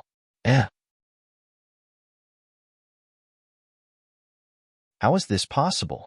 How could he locate the true body of Dolox's so accurately when they are in the same realm? Unbelievable. So many shadows can't confuse his vision. It's amazing. The spectators around the training field were all discussing in low voices. They were all marveling at Han Shuo's astonishing attack. Generally speaking, in a battle between 2 experts of the same realm, the shadows conjured by those who cultivated in the energy of darkness would be difficult for their opponents to grasp. Those shadows could be infused with the divine energy of darkness and could cause harm to the enemy. When faced with the simultaneous attack of 100 shadows, those who couldn't locate the true body would generally adopt the most reliable defensive measures. Just like Dolox's, Han Shuo was only a late-stage low god. Logically speaking, it shouldn't have been possible for him to discover Han Shuo's true body. However, the scene before the eyes of the spectators had subverted their understanding. That was why they were so astonished. Dolox's was astounded. He lowered his head to look at Han Shuo's iron fist that was stuck on his chest. seemingly unable to accept this fact. As Han Shuo didn't imbue too much divine energy of death into this punch, Dolox's wasn't injured in the slightest. He stared blankly for a moment before his eyes glowed with the color of unwillingness. Unexpectedly, the divine energy of darkness suddenly erupted from Dolox's chest and gushed into Han Shuo's fist, causing Han Shuo to let out a muffled groan. Han Shuo was enraged. Based on common sense, Han Shuo's punch that landed on Dolox's chest was already a victory for Han Shuo. At this moment, Dolox's should have gracefully admitted his defeat instead of seizing the opportunity to launch an attack. Fortunately, Han Shuo's demonic body was incomparably tough. Otherwise, when faced with Dolox's divine energy of darkness, Han Shuo would surely have sustained light injuries. Han Shuo coldly groaned, and the energy of death suddenly erupted from his body, forcibly suppressing the divine energy of darkness that Dolox's charged at his demonic body. With one thought, a small amount of demonic yuan overflowed. The demonic blades protruded from Han Shuo's fingernails, gleaming with threatening cold light. Whoosh! Han Shuo's left hand drew a complicated pattern. Dolox's vision blurred. Before he could clearly see Han Shuo's movements, he suddenly felt a chill on his neck. Looking down, Dolox's discovered that 5 ice-cold blades were pressed against the main artery of his neck. If he moved even an inch, there was a possibility that he would be cut. Dolox's, who was still preparing to defeat Han Shuo in a spurt of energy, immediately discovered that Han Shuo was staring at him indifferently. His eyes were as cold and callous as the blade that was pressed against his neck.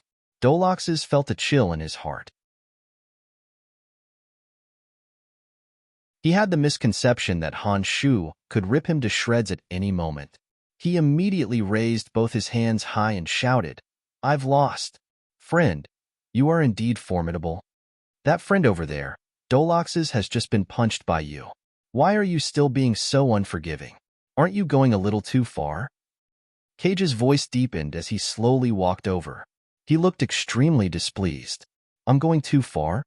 The corners of Han Shuo's mouth curled into a sneer. He maintained the posture of his hand and turned around to shoot a cold glance at Cage. He said, "You possess mid-god strength. If you had observed carefully just now, you would definitely have noticed Dolox's little tricks.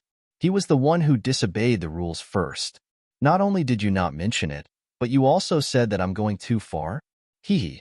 Is this how your House of Lavers treats its guests? Put your hands down first. We can talk things over if there is any misunderstanding." Cage hastily tried to mediate when he saw the grim expression on Han Shuo's face. He really thought that Han Shuo would kill Han Shuo in a fit of rage. "Hey friend, there's no need to be like this. It's just a spar. There's no need to be so serious."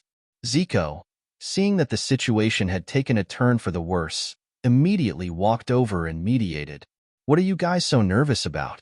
I didn't mean anything by it. I was just explaining the situation to you." Han Shuo sneered. He turned around and stared at Dolox's, who had his hands raised high.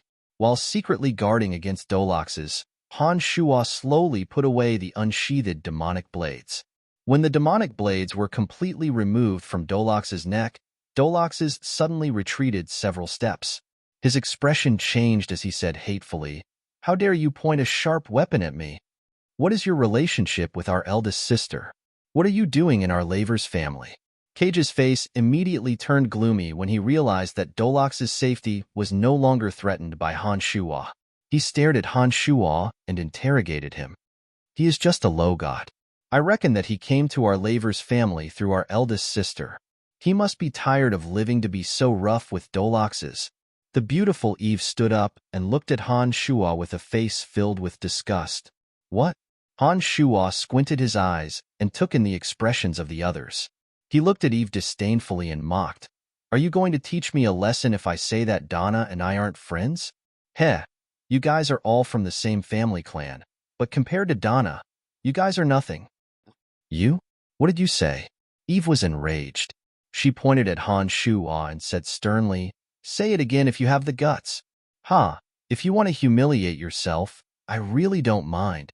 There was no way Han Shuo was afraid of her. He sneered and repeated what he said. When Eve was about to attack him, Han Shua suddenly pointed at Tung Fei, who was standing beside Eve, and said with a mischievous smile, "Miss Eve, you are not behaving like a young lady of a large family clan. Can't you see the disdain and ridicule on young Master Tung Fei's face?" Eve was shocked to hear those words from Han Shua. Only then did she remember that Tung Fei was standing beside her. She panicked and hastily turned to look at Tung Fei, who was trying to hide his embarrassment after being exposed by Han Shua. "No, I don't have that intention," Tung Fei immediately explained when he saw Eve looking at him. He forced a smile at Han Shua and said, "Friend, don't speak nonsense. I have never offended you. Zico, I'll have to trouble you to take down this suspicious fella.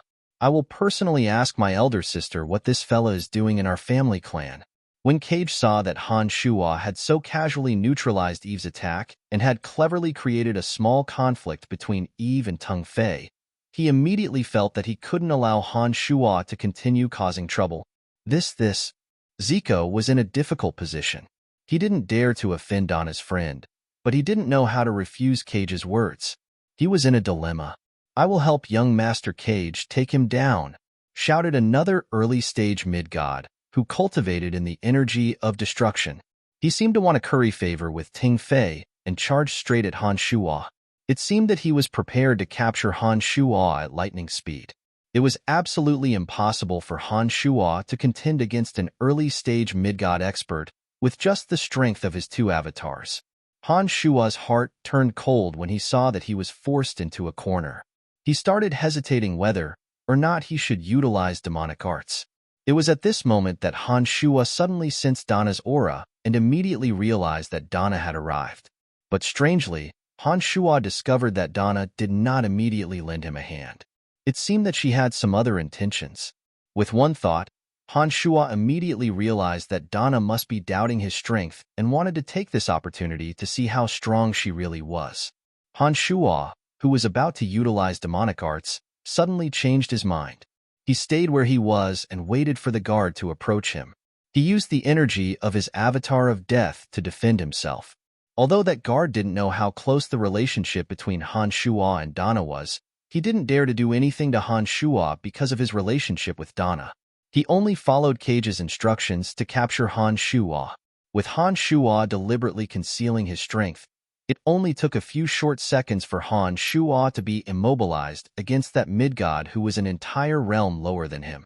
Just when that guard was about to capture Han Shua, Donna, who had been hiding in the dark, finally made her move. A dark shadow suddenly descended on the gymnasium. Bang! That guard was sent flying far away. Donna stood in front of Han Shua with a furious expression. She glared at that guard who was sitting on the ground and panting. She coldly groaned and said, "You've got guts. How dare you touch my friend? Who gave you the courage to do so?" That guard was stunned when he saw Donna. He subconsciously turned to look at Cage. When Cage saw that Donna had angrily come to Han Shua's rescue, he immediately realized that he had misjudged the relationship between Han Shua and Donna. Cage very irresponsibly avoided the gaze of that guard who stood up for him. He chuckled and said, "Big sister, why are you here? They are just playing with your friend. Why are you so angry?" It was obvious that Donna held an extremely high status in the Lavers family. Many of the guards who were planning to make a move on Han Shua immediately gave up on the idea. They were afraid that Donna would see through their intentions. "Brian is a friend that I went through a lot of trouble to invite over. I believe that he should have told you about this. I didn't expect that you would dare to capture him. Are you looking down on me?" Donna said furiously. She glared at everyone in the gymnasium with her almond-shaped eyes. "It's none of my business. Can you not glare at me like that?" Tung Fei put on a bitter smile and raised his hand to explain. His gaze towards Donna was filled with unconcealable love. He hastily tried to prove his innocence. "You are not a good person either. You only know how to laugh at others." Donna scolded Tung Fei. Then, she turned to Han Shua and said apologetically, "Brian, I'm sorry. I didn't expect something like this to happen. I have long seen the arrogance of a descendant of a major family. It's nothing to be surprised about." Han Shua shrugged and said to Donna with a faint smile, "Forget it. I'll just move out. I really can't get used to staying in your Laver's family. Ah, Donna panicked. She had witnessed how miraculous and mysterious Han Shuo was. She wholeheartedly wanted to rope Han Shuo into the Laver's family. Now that she heard Han Shuo's words, she hastily pleaded, "Don't do this, Brian. I promise you, this will never happen again. You just arrived and I haven't even had the chance to greet you. How can you leave so soon? I'm sorry, I really can't stand the face of some people. Staying here will only affect my cultivation mood. All right, I have enough black crystal coins in my hands. I can live a free and easy life even if I don't leave the City of Shadows. Perhaps we will have many opportunities to meet in the future. Please don't try to stop me." Han Shuo said to Donna in a stern face. He had made up his mind to draw a line between himself and the Laver's family. He's just a low god. There are plenty of them in the City of Shadows. What's so great about him? Eve couldn't help but groan coldly when she saw that Han Shuo was unmoved by Donna's strenuous efforts to persuade Han Shuo to stay. Shut up. Donna was feeling vexed. She shouted at Eve, "You know nothing but to cause trouble for the family. I don't care about you, but you can't do anything about it, can you? Elder sister, you are so fierce to me because of this brat. You. Eve put on a wronged face after being yelled at by Donna. Tears were already rolling down her cheeks. "I know the way. Elder sister Donna, you don't have to send me off." While Donna was yelling at Eve, Han Shuo had already walked out of the gymnasium. He turned around and yelled at Donna before rapidly disappearing from the crowd's sight. When he shows off his abilities in the City of Shadows, you will all know how big of a mistake you have made today. Sigh, you guys. Donna looked at Cage and the others with resentment. She let out a long sigh and hastily chased after Han Shuo. However, when she walked out of the gymnasium, she discovered that Han Shuo had vanished without a trace. Donna knew that after today's incident, Han Shuo would never join the Laver's family. She was filled with regret as she knew that the Laver's family had missed out on yet another talent. But what she did not know was that today's incident had nearly brought the Laver's family to extinction. You're tuning in to the Warrior Lore YouTube channel. Don't forget to subscribe and join us on this journey to catch the most captivating stories.